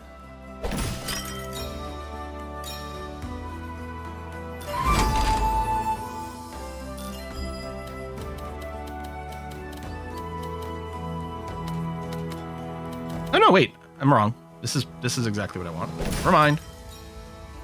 Oh, we still get the gold afterwards. Okay, good. This Z here is going to be a little awkward, but I'm really happy about this line. Do I want to swap? No, that's not really going to help us. No.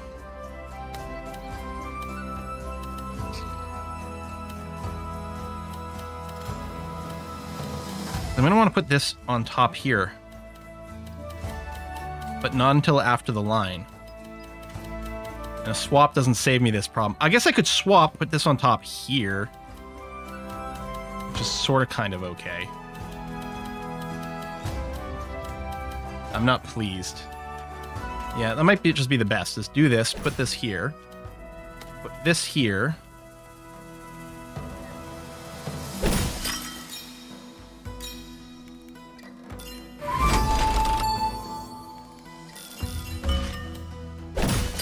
Convert some of this, which should then get flipped into some fields. Good.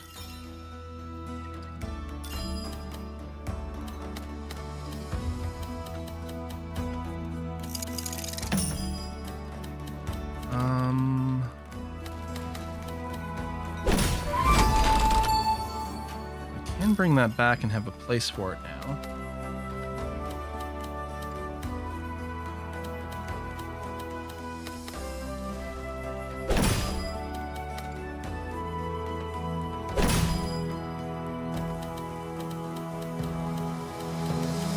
Not thinking it's making much of a difference. Either way, I get one line. I think that's it. I think either way, I'm going to get to explore this. Maybe I'm wrong. I could have gotten... No, I'm not sure that I would have. And then, yeah. And it's done. Well, hopefully we didn't do too badly. Town. When explored, gains 75% of all other exploration gains in its row. I can get another fortified farm. Recruit archers for each adjacent military building. I don't know that this is going to generate that much for us. Although that includes enemy buildings, so we can put it next to enemy stuff. I guess the question becomes mostly, how much more food do I need? I'm not sure that I actually need another fortified farm then.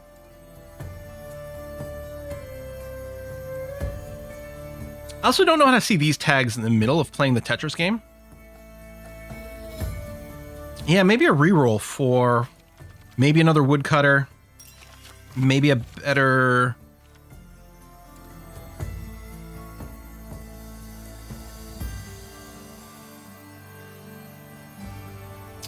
a rally point.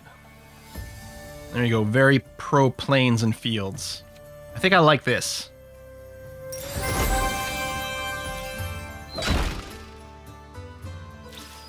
We can open the progress tree.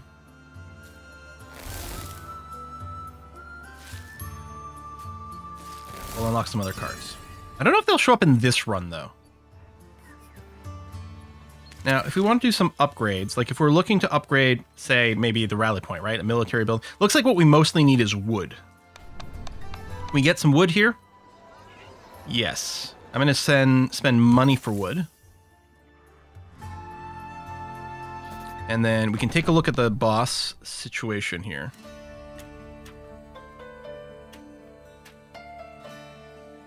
They're going to turn forest into plains.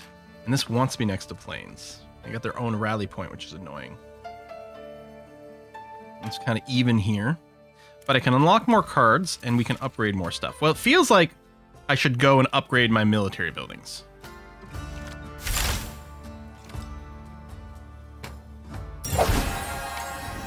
Or military building, literally my single one, the only one I could afford.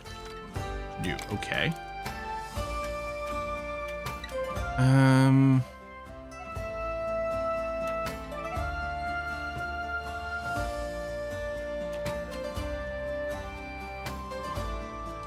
I'll drop the windmill. Even though it's been leveled up, so it hurts a little bit. Okay, so hopefully someone else can explain one of the mechanics of this wall. If a piece ends up being locked in such a way that it overlaps with the wall, then that's the end of the placement round. And you just have to go with what you've got. But the other thing is, there's something that happens that causes the wall to A, lose strength, and B, move up. I don't know how you push the wall up. I know it goes up, but I don't know what the mechanic is that pushes it up. Is it completing a line? I don't think so. Like, what pushes the wall upwards?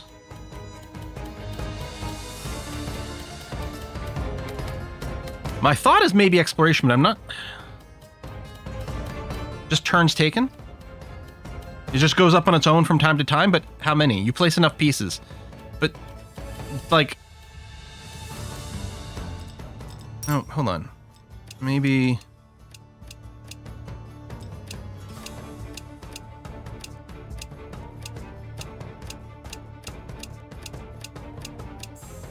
It'd be great if this had a fucking menu. There you go. Wall.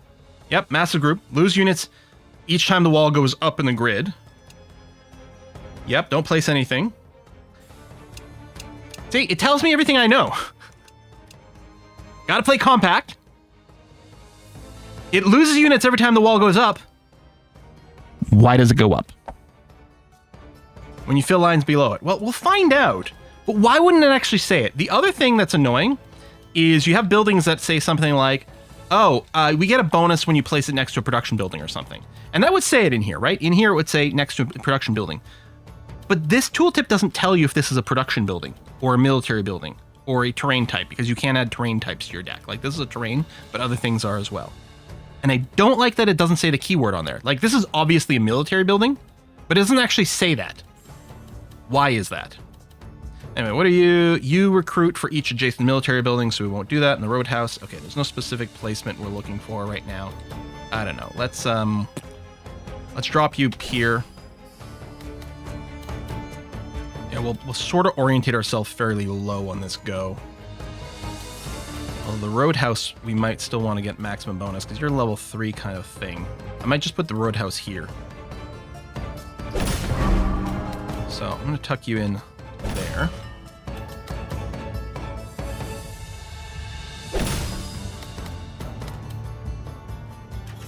And that can go there. Watchtower can go there.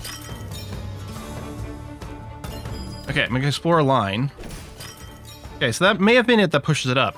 But why doesn't it actually tell you? It may have mentioned it once in the tutorial and then gone away. So this is a great place for the watchtower there. What's the rally point? And I hate that it moves down very slowly, but like, give me a chance to read. Also, it does an annoying thing where if you tab out, it brings up a pause menu, and it's like, it's not necessarily what I asked you to do, but okay. So I can't be next to a military building. And you, I don't want you next to fields. We may reserve the rally point.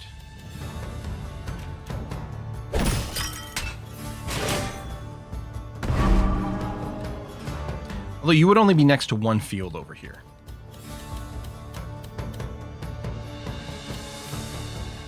Or, no, here's what I'm going to do. Reserve you. Put this here. Push that up. The rally point can go there.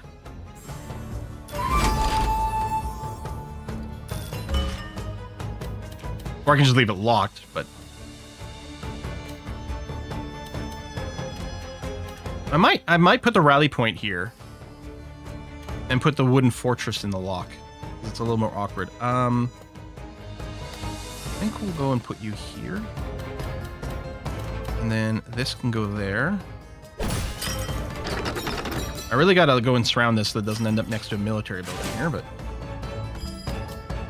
yeah, I definitely want this here.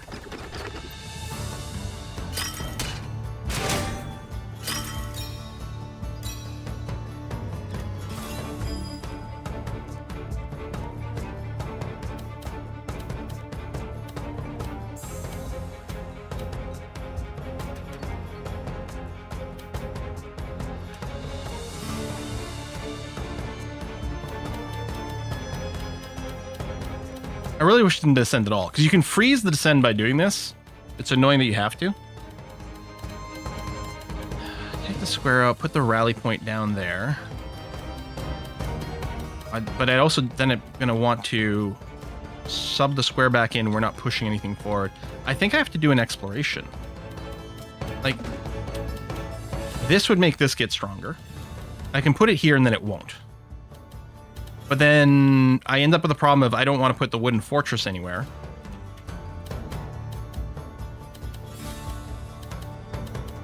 I suppose I could put it here.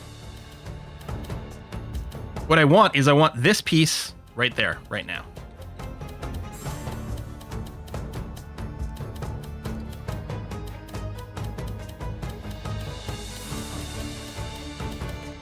You can also do this and even if this goes down a little and you sub, then you're back at the top. Like, given all this, why the hell does it auto advance at all? There's zero reason for it to have an auto advance. Because you can just do this and reset anyway.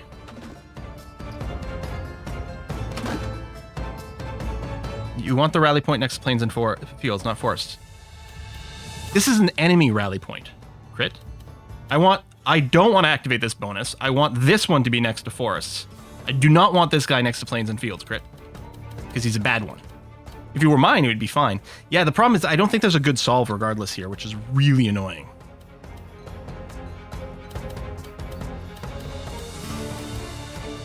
I'm actually so tempted to put it down right here, even though it boosts this guy. Because it'll also push the wall up.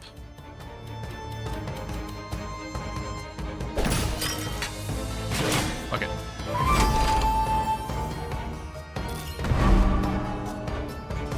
Now, you do still have one more military building, so even if I don't lock this one...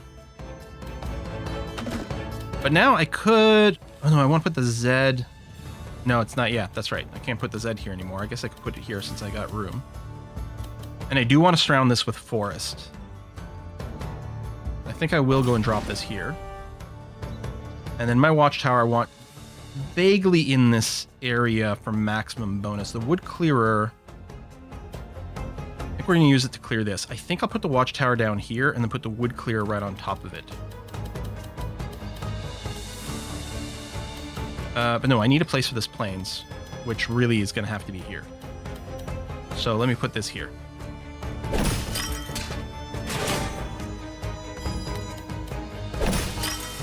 See, look, the wall just went up. See? It's not exploration. Exploration does seem to put it up, but I didn't just explore a tile and the wall just moved. This is what I'm saying. It's not clear, and the fact that they literally don't acknowledge what moves the wall up is stupid.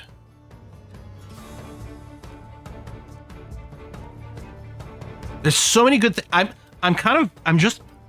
I'm disappointed because this game is so good, and then it's got like two bullshit things that don't make any sense. Why do I have to keep moving here? It shouldn't auto-descend at all. It shouldn't auto-descend at all. And I don't think there's a gameplay option to, like, not have that. There are no gameplay options. It shouldn't auto-descend at all since you can avoid it. And you gotta explain the wall. I think the wall goes up on exploration and garrison buildings? Okay, maybe, in which case, that's interesting. Does it do it for both? Does it do it for mine and the enemies? Anyway, I think the wood clear goes down here. Oh, no. If I put the wood clear down here, then this thing becomes super powered. Never mind. I think I'll just tuck it in down here.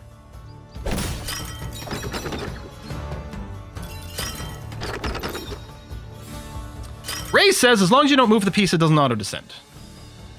So as long as you don't start moving it at all, it doesn't? It doesn't make any sense. Why should moving it right to left start the auto-descend timer? It's dumb. It does seem to be the case. So you're saying, if I do left, now all of a sudden it's going to engage in auto-descend mode. But why? What? But there's no pressure. You said to put pressure on you, but there's no pressure because I can just do this and reset it. There you go. It's back at the top.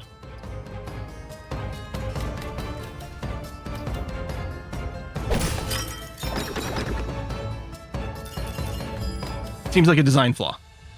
Anyway, this is going to be awesome.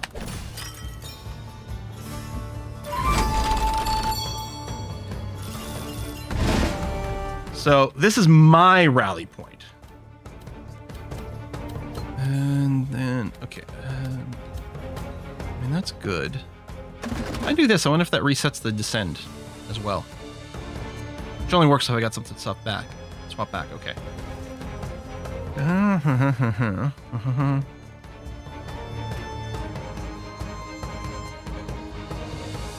convinced there's a trick that makes it like super duper fancy, but regardless. I think I just put it here. Put the Z on top.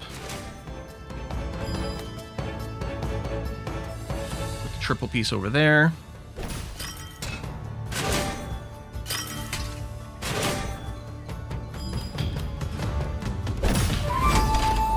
Strategic Pavilion gets stronger for adjacent military buildings, which it won't have.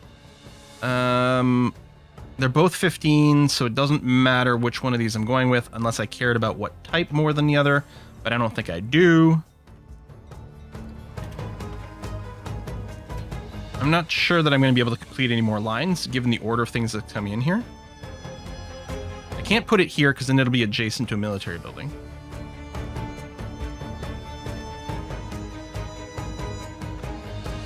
Swap you for this. That doesn't help me with any of the placements. I don't think it makes a difference at this point. Put it there.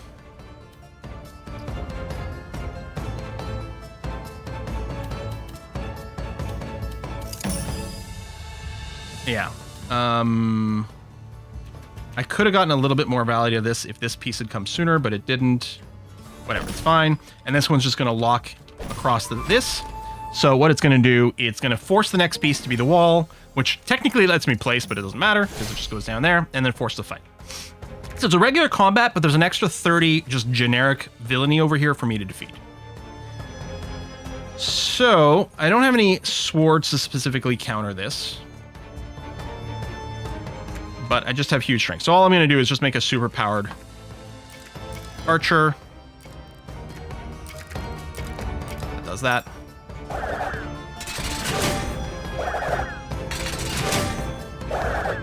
It's such a great design, and then there's a couple of things that just drive me absolutely up the wall about the game. It just feels odd that it's missing, or odd design decision. Of course, they're only calling this version 0.40. There you go. Cleared that. No damage.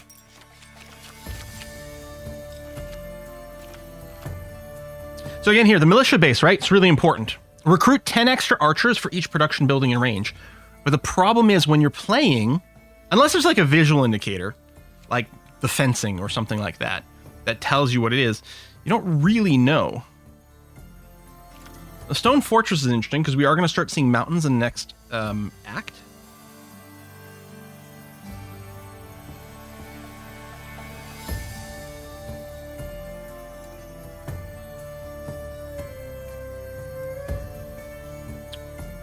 Yes, the dots preview the range. That's not what I'm asking about. I'm saying it needs a production building, and you don't get told what is a production building when you're in a game.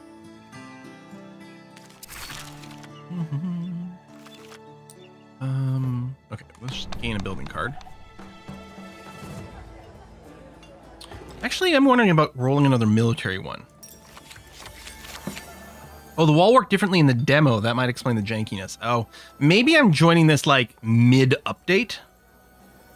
They've changed some of the mechanics, but haven't like added more text for it.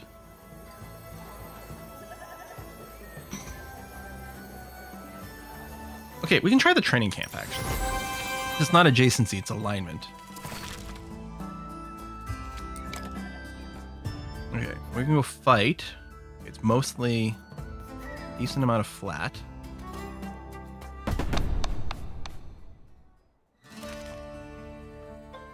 I don't have enough to unlock another thing. That's okay.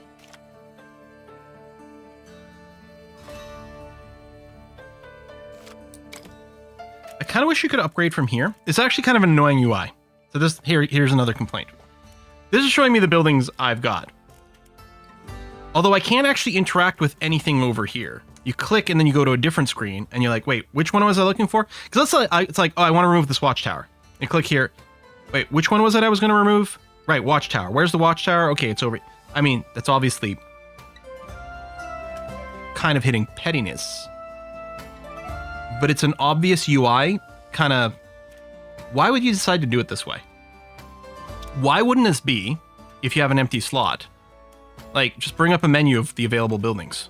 Click here and then pop up all the buildings, you know, in a little pop-up window over here. Why is it opening a separate dialog box where things are organized in a completely different way? And it just causes like just a little micro mental hitch. Where you're like, wait, what was it I was going to do again? And also, I'm not sure why you can't upgrade buildings over here. Now, partially that might be a little bit more if they're also doing this for, say, a mobile UI. Because I was thinking, oh, you could right-click for the upgrade versus select or something. But on a phone, you can't really right-click. So that might be fair over here. But this kind of annoys me. And there's no smartphone excuse over here. There's nothing about this that is inherently smartphone friendlier. Because you could have these icons. You could have, like... All I want is this with these 4 buildings. Right? The 4 buildings I don't have selected. Show me in here. Show me what's available. So what I often end up doing is I actually clear everything and be like, okay, what am I actually looking for in this particular setup? Well, I mean, I want my best stuff, but I'm also clearly going to get some military. Like, I still like the wood clearer and the fortified farm as kind of the basis of my economy. I don't suppose I can upgrade my fortified farm yet, but no. And then we might be able to live without the roadhouse. We've got tons of money right now.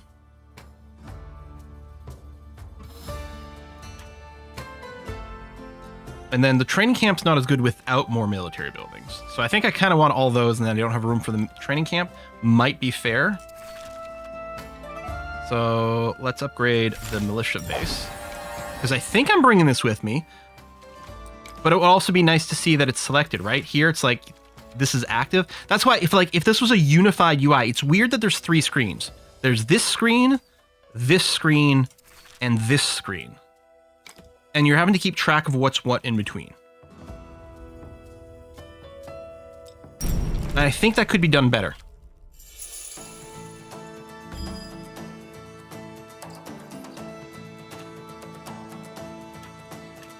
So, why are you giving me the wood clear so early? That's rude.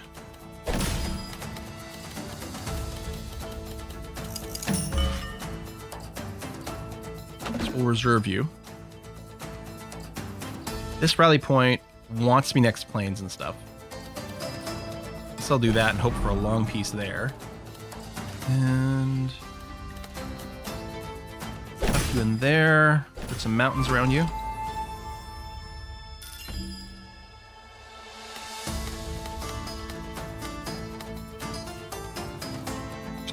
A little risky.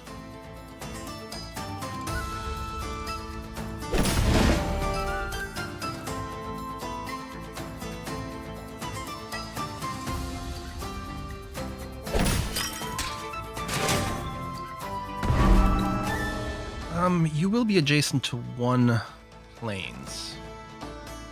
That might be something I'm willing to hit. I do also kind of wish you could click here and see what the actual pieces were, but there are 2 more enemy buildings, so we know we're going to be able to fortify it at some point.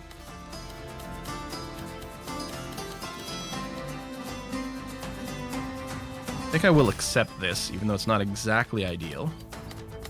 And then, yeah, here I want some forest around this thing, but then I need a long piece, and I don't know. Okay, maybe I do this and then just put the wood clear on top of it. Okay, I'm gonna put the rally point here.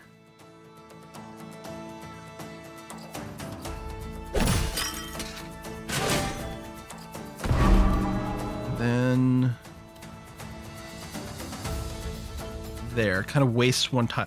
Oh, wait, that's not what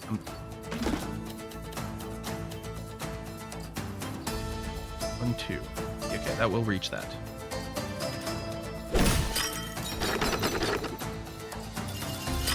I guess I could have brought it down first and seen it.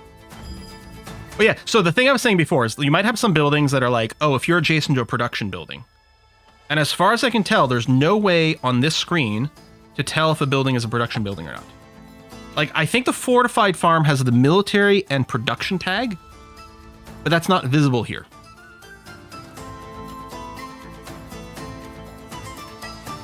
If there is like if there is some clue with the art or something, I mean, it's still not great because it's clearly not immediately obvious, but I don't think there is a thing.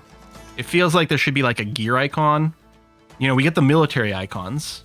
Although, theoretically, it might be possible to have a military building that doesn't actually spawn units, and therefore wouldn't have the unit icon. Yeah, Latmass, that's the thing that bothers you too, yeah. So just a couple of odd... Oh yeah, I should put this near here next to the wind clearer. Do I care about orientation, this versus this? This piece, no, I think this is fine. And then we're definitely dropping this here.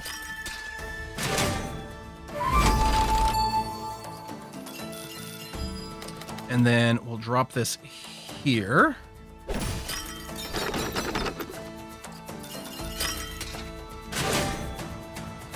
And then I guess I'll drop this in here.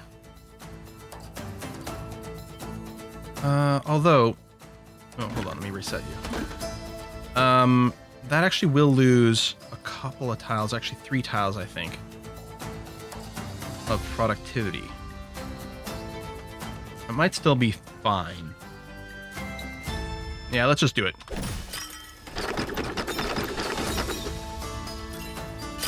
It does make this more powerful.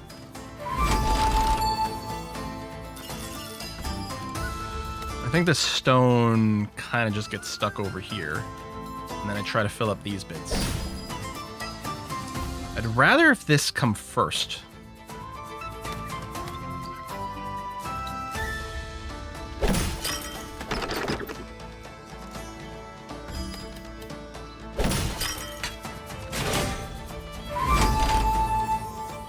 So I'll just stick this watchtower up on top of this mountain.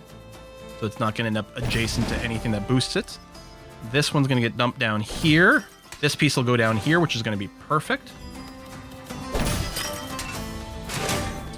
Right, so here, yeah. So this is the example, right? The militia base here gets a bonus for every production building within range, but we don't know at a glance what they are. And the fact of the matter is, I'm not actually placed to get it.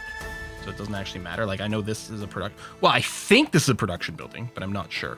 But yeah, unfortunately, there's none within range, and there's nothing left, so this isn't going to do anything at all, I don't think, unless I've missed something.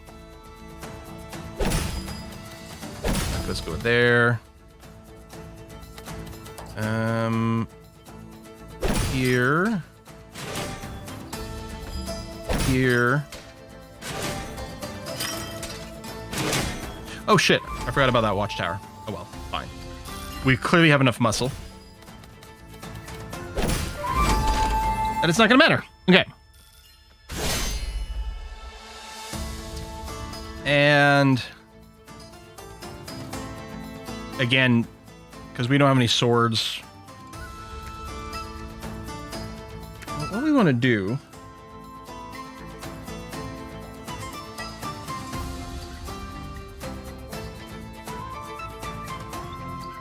it'd be nice to convert these archers into axes to kill these guys. I guess what I can do is just YOLO.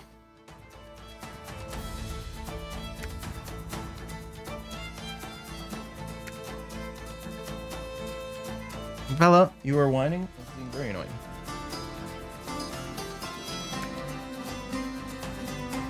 Convert these two, or merge these together to 22. Merge them here to get a big axe group. To just attack the axes, and then whatever's left goes merged in there. That's probably the way to do it.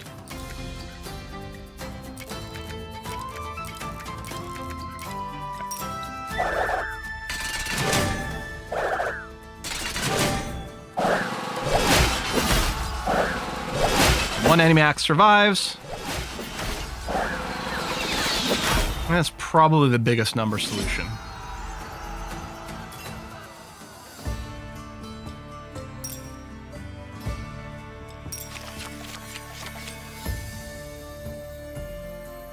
I already got a training camp. I don't think I'm gonna get another one. Each connected mountain piece. I mean, we could grab one of these for the levels that have more mountains and throw it in. I think it's probably worth doing that. Yeah, no, axes kill archers. I think it would be a little bit better if the swordmen almost had a shield icon, because that's the way I think about it. It's like the swordmen have shields, therefore they go well against archers. The axemen are just berserkers, so they run up and just chop the archers to bits.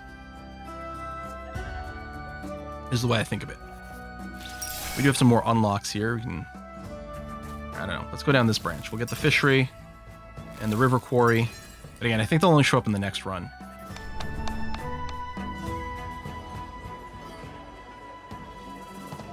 Axes killed the swords? Right, yeah, no, you're right. Yeah. What am I saying? They're running up. No. The swordmen with their shield do good against the archers. The axemen don't have shields, so they get slaughtered by archers. Yeah. I said 2 units killed the archers, which is obviously wrong. Let's see. Can we get a decent sword building that I like? The horse stable. Okay, maybe. Let's try the horse stable. I haven't played with it yet.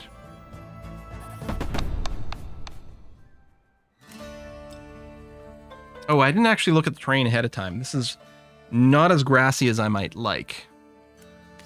Can I upgrade the horse stable immediately? No, I can upgrade the gold diggers. There's not that many mountains here, though. I can upgrade the windmill as well, but I'm not sure that's the way to go here. I need the wood clearer for sure.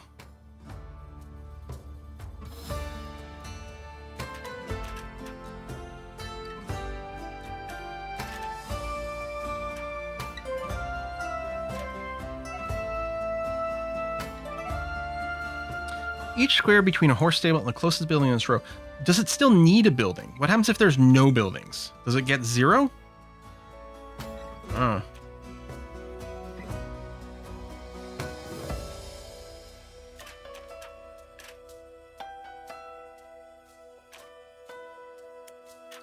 I want the 7th card.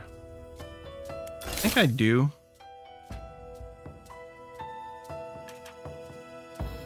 Take the watchtower because it's really easy to place.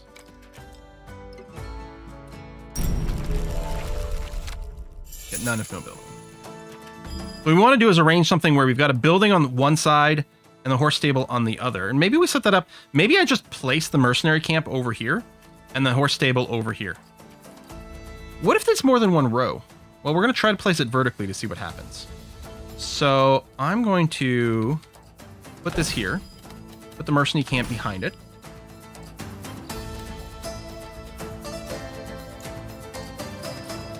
I wonder if I should put this on top of that. That way if we get something... I didn't check what the enemy buildings were. If there was like an adjacency bonus. Okay. So is it going to get each square and the closest building on its row?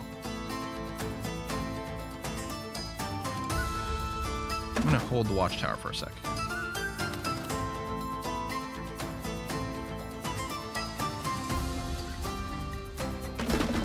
It doesn't say friendly, but it's sure as hell not getting any strength, does it?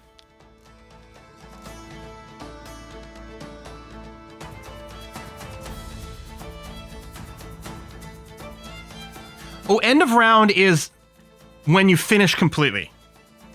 Okay, so it's only going to get this once. It's not every piece placed. Okay.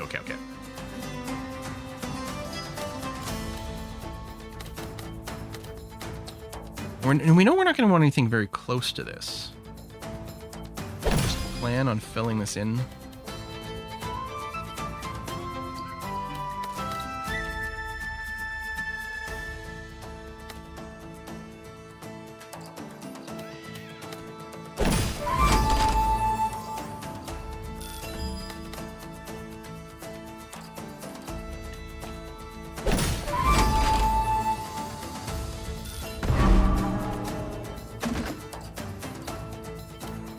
Do this and hope we get the woodcutter in there.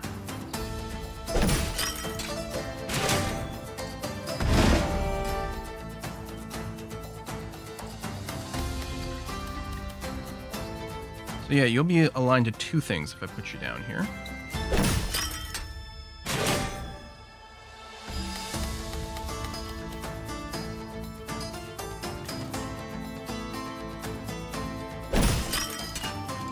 I put the militia base in here as well.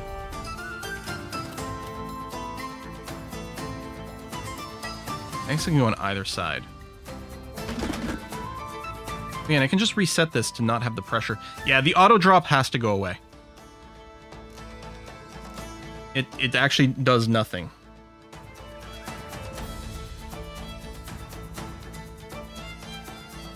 And the fortified farm. Yeah, I don't think it matters which side I put this in. I'll be putting the fortified farm probably on the other. I would have liked to chop down these trees, but apparently it's not going to be enough time for that.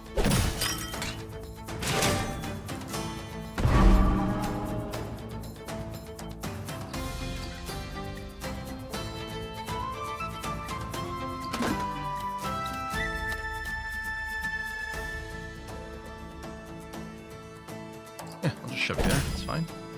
Oh, well, maybe we'll chop down these trees. Drop this here.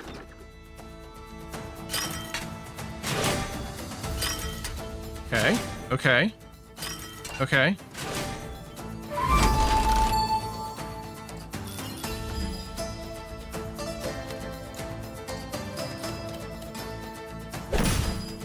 A lot of mountain pieces. We're not going to be worried about the gap here.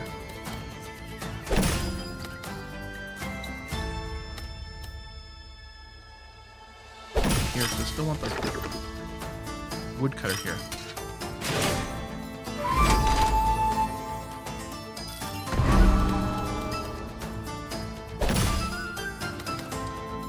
Maybe that's not gonna happen. Okay, there's the wood clear finally. Let me tuck this in here. You are awkward AF. Oh, give up on that little piece.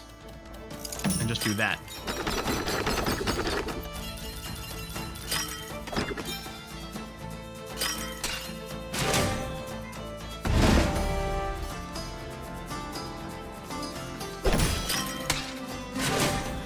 I wonder if there's any way to rotate this into here.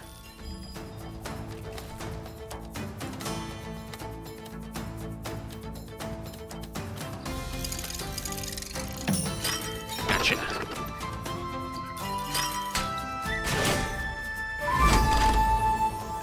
Look at me.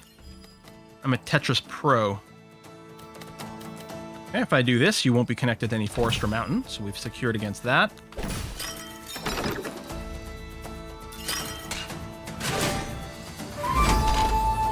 This is a good thing it's not a Twitch game. That's why the auto drop like kind of bothers me so much, because it's like, but why though? It makes no sense. And then this piece. Oh, I can get one more exploration actually. The other thing is you can tap Q to accelerate the animations, which is what I'm doing when I'm on my own. There really needs to be an option in the menu to just have it be on auto accelerated all the time. Okay, so you only have swordsmans, which means what we really want to do is axe the hell out of you. So if I do, it'd also be nice to have maybe, because this is totally deterministic, right? So it'd kind of be handy to maybe have some totals here. This will bring me to 34, which when will go and swallow this up, which is going to bring me to enough that this is just going to be one giant pack of axes. But we could have a live little display. So yeah, so here, if I hit Q, this will speed up. I'd kind of like an option to just be on always speed up mode. That would be nice.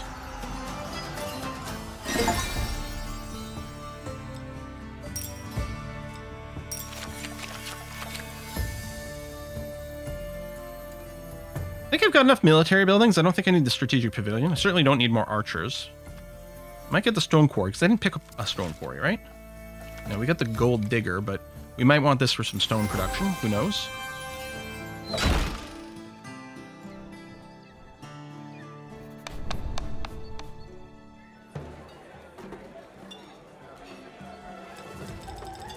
Did we get a second wood chopper?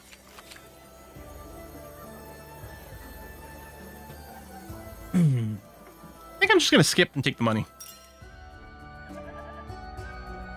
And then I think we're mostly wood. Well, currently food limited as well. But yeah, we don't need stone for anything of our upgrades. And we need a lot of wood. So I'm going to come over here and get the wood building. I'm still at full health, so I really could take the damage to get even more resources. Which I don't know, maybe is the pro strat. I don't know. We do need more. Oh, I'll convert the money into food. There's the exchange card thing, which is also interesting, but yeah, this is more grassland, which is what I want. Although in theory, there's also going to be more of the enemy military cards that'll benefit from it. Ooh, okay, horse stable. So I'm going to want to scoosh those together.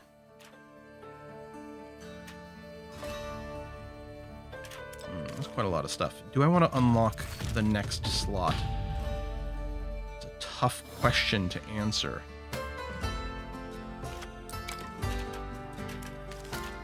Ooh, archers are going to do very badly.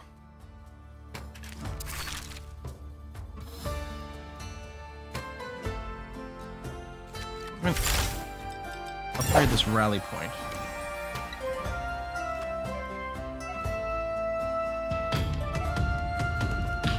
Upgrade the fortified farm, which I run all the time and should have prioritized maybe a little sooner.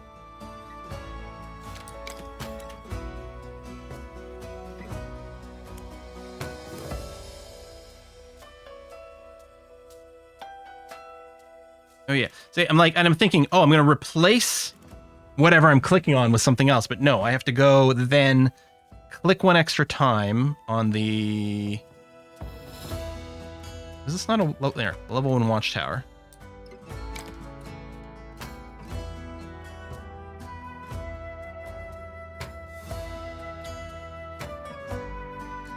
I think maybe?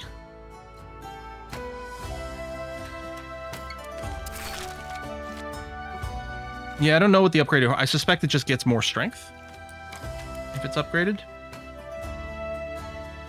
I guess I'm going to go with this. Feels like there was probably another optimization available there, but...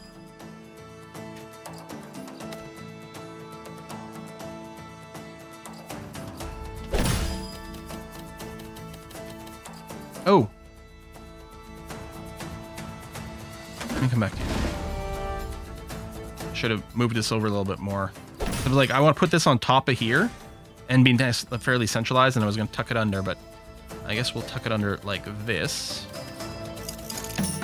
Now, this mercenary camp is just a flat 23. And there's gonna be something else to bury. I'm thinking I'll put the stables here, and I'll just put the mercenary camp on top of it. And they'll be right next to one another, so this won't get any stronger.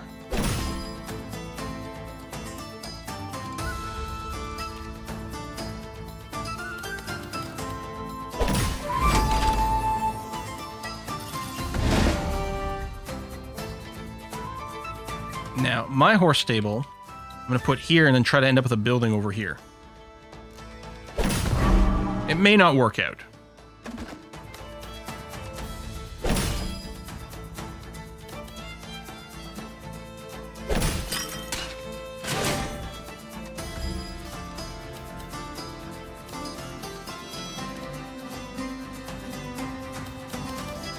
If I leave the hole here, I can put the training camp on top. And that'll further buff this. Well, that's the ideal spot for it.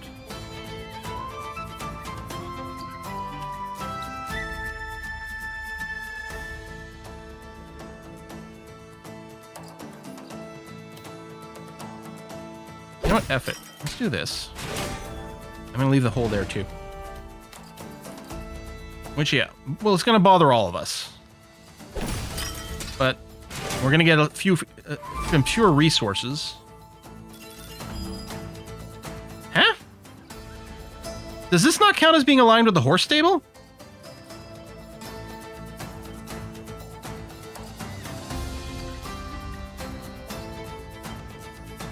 No. I'm not talking about the horse stable getting its buff.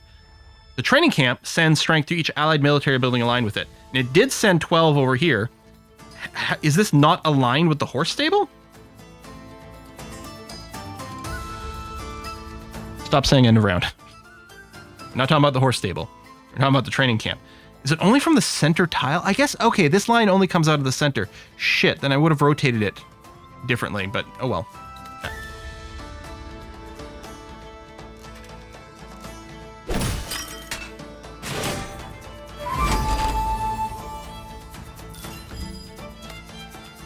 I think I want to put the rally point over. Ooh, the fortified farm really would like to be...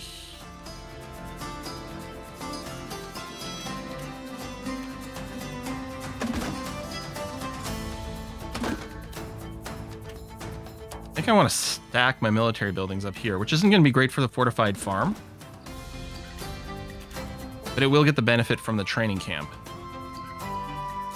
And I just want it far away from the horse stable.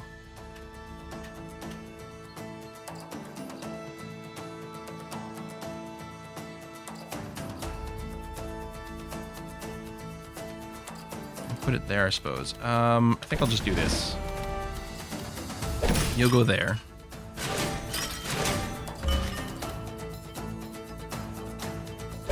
That. Military base for production buildings in range, which the farm, even though it doesn't tell me, should be a production building. And you still get the buff from the training camp. That's really nice. And then this piece is going to go here, which is going to be beautiful.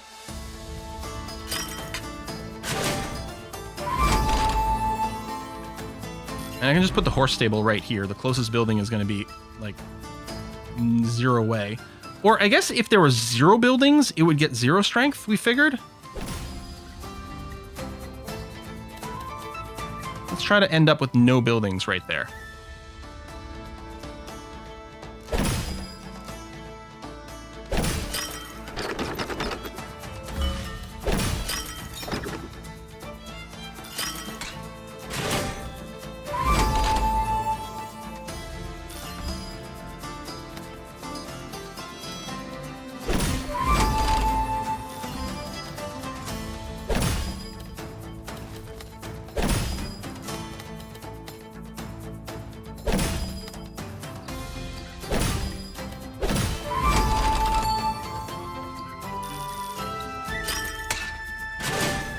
You get no strength? Okay, that did work. Cool. It's my first time playing with the horse units here.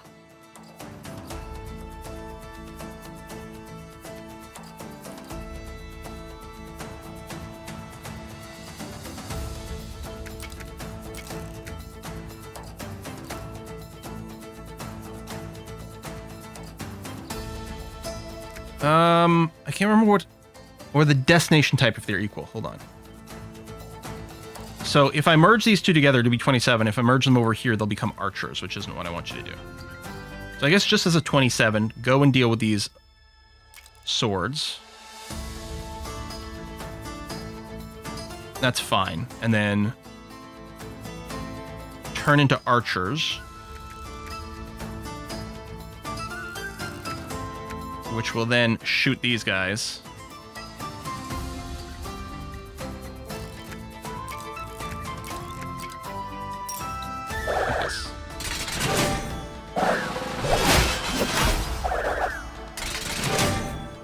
Then archers versus those guys for the bonus.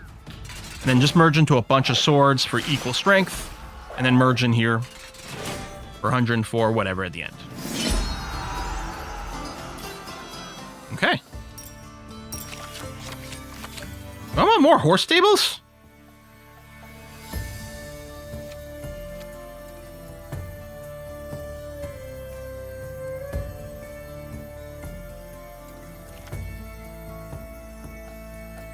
It will become trickier. Like, the more buildings you have, the harder it is to place the horse stables.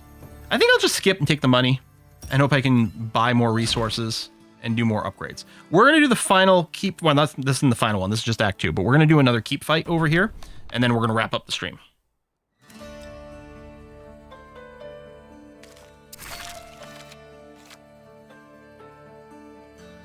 Yeah, it's still just these two buildings that can be upgraded because we're wood limited.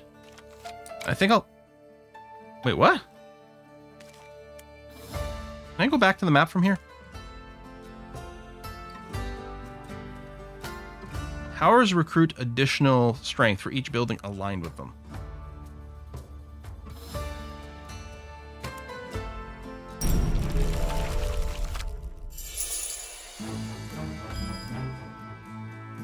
I haven't gotten this far before. I just played a few practice rounds.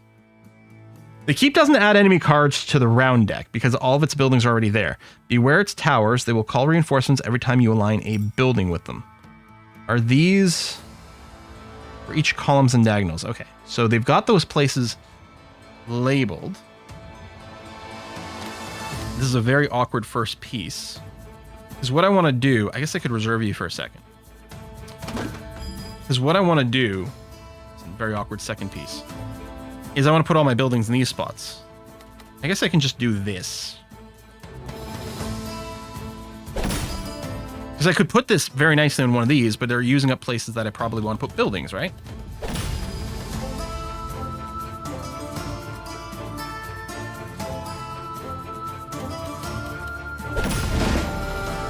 Which one is this one?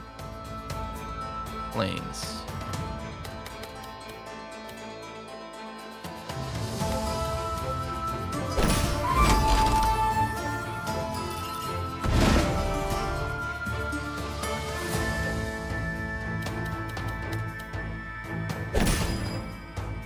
I need to put a building right in that spot if I can.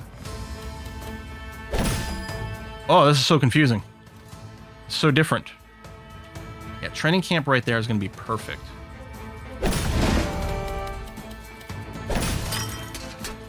For the stables.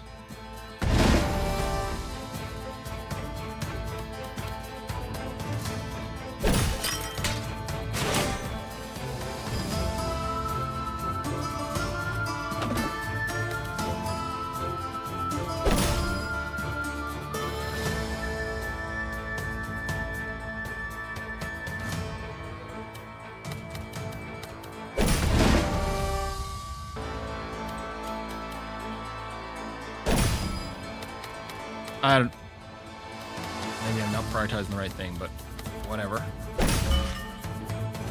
Your production building. Put you in range. Is it plus 30 strength? No, we really want to avoid that.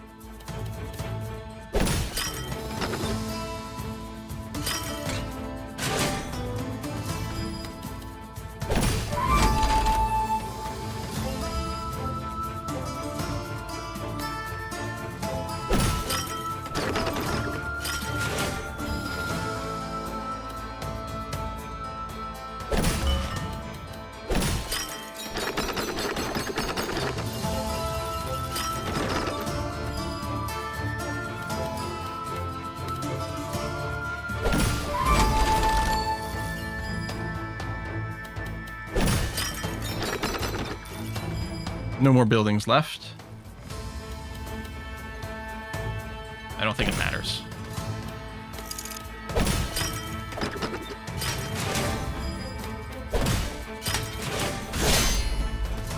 Okay. Yeah, but we don't have 120. I think we're going to take damage. So types here doesn't matter. Yeah, I just didn't get enough military strength, but okay. Ooh, that's really interesting. This boss is the hardest? I could see it. We're gonna take 7 damage. Our flawless run is over, so we're gonna GG out of it. So yeah, I think this game is great, and the fact that like they're in their mind aren't considering it done, which is interesting, because honestly, well, actually, it's not under early access. I'm just realizing the version on the main menu, didn't it say version 0.4? It does autosave, so yeah, version 0.40. They're not calling this 1.0, but they also don't have this on sale as an early access. They consider this a full release for Steam purposes. That's quite cool. Yeah, and I like this little progress tree for some meta progression. It'll be interesting to see what it's like playing with some rivers in there. And yeah, outside of a couple of UI things that are odd and questionable and should really be corrected, like I'm feeling that they're not, it's not even a deficiency, or that would be nice. This actually feels like a bug to not have certain things in the user interface. Other than that, what a delightful game. Just absolutely wonderful. And yeah, I can still continue my run. I haven't lost.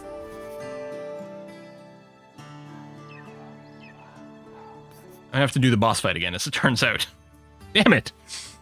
I thought we did okay. Man, I'll probably do better. Wait, hold on.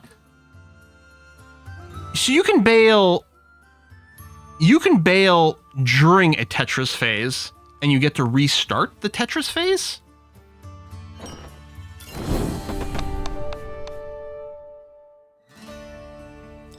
Oh. I guess you can do that in Slay the Spire too, right? If you exit in the middle of a fight, I think you restart at the start of a fight. But that's quite interesting. And I can redo my my unit picks too. I don't think that's a problem at all. And then yeah, there's just challenges to unlock. There's the meta progression. And I don't think they... Oh, wait. I don't want to erase the game, so I'm not going to hit start new run. But I did see like trial modes. There's higher difficulties as well, presumably if I do beat the game one time. But yeah, it's really swell. And this game, can you choose a different location? I don't think so. I think the location is locked in as soon as you click it. I'm not even sure you can back out of that in any way. There was another weird thing. I think when... I want to say something like, I entered one of those trade tavern spots. And then I was like, oh, I don't know if I need wood or I need food. So I X'd out of it so I could check my deck. And then I don't think I could go back in and reinitiate the trade. I think it considered that to have been me skipping the trade. It's possible that I just missed something or something and that I could have gotten back in. But I kind of feel like I couldn't. And that to me is something that's not good. Like I need to be able to check my deck. I think when you're being prompted to add a card, I think you also can't check your deck there. And that's not good. Because sometimes I might have to be like, oh, do I already have 2 of these or only the 1? And because I'm trying to decide if I'm going to add another one, but I don't want a third of whatever it is. You really need to be able to check your deck in a few more of those screens. You can only ever have 3 terrain types. Oh, now that you have rivers, you have to choose what terrain to leave behind every act. Oh.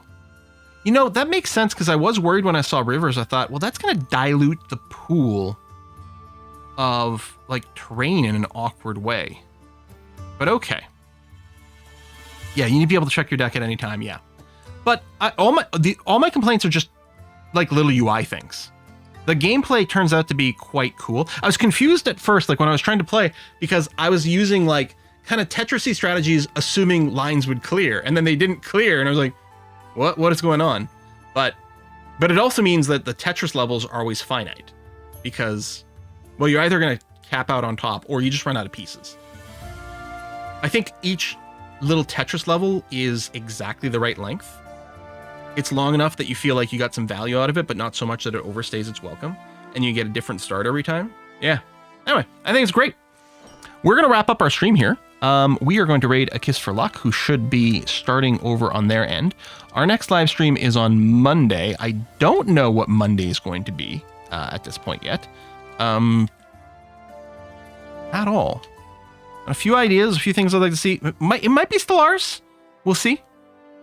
Stay tuned for some announcements. I have more RimWorld coming to YouTube, and assuming I have a voice tomorrow, all this talking today really took it out of me.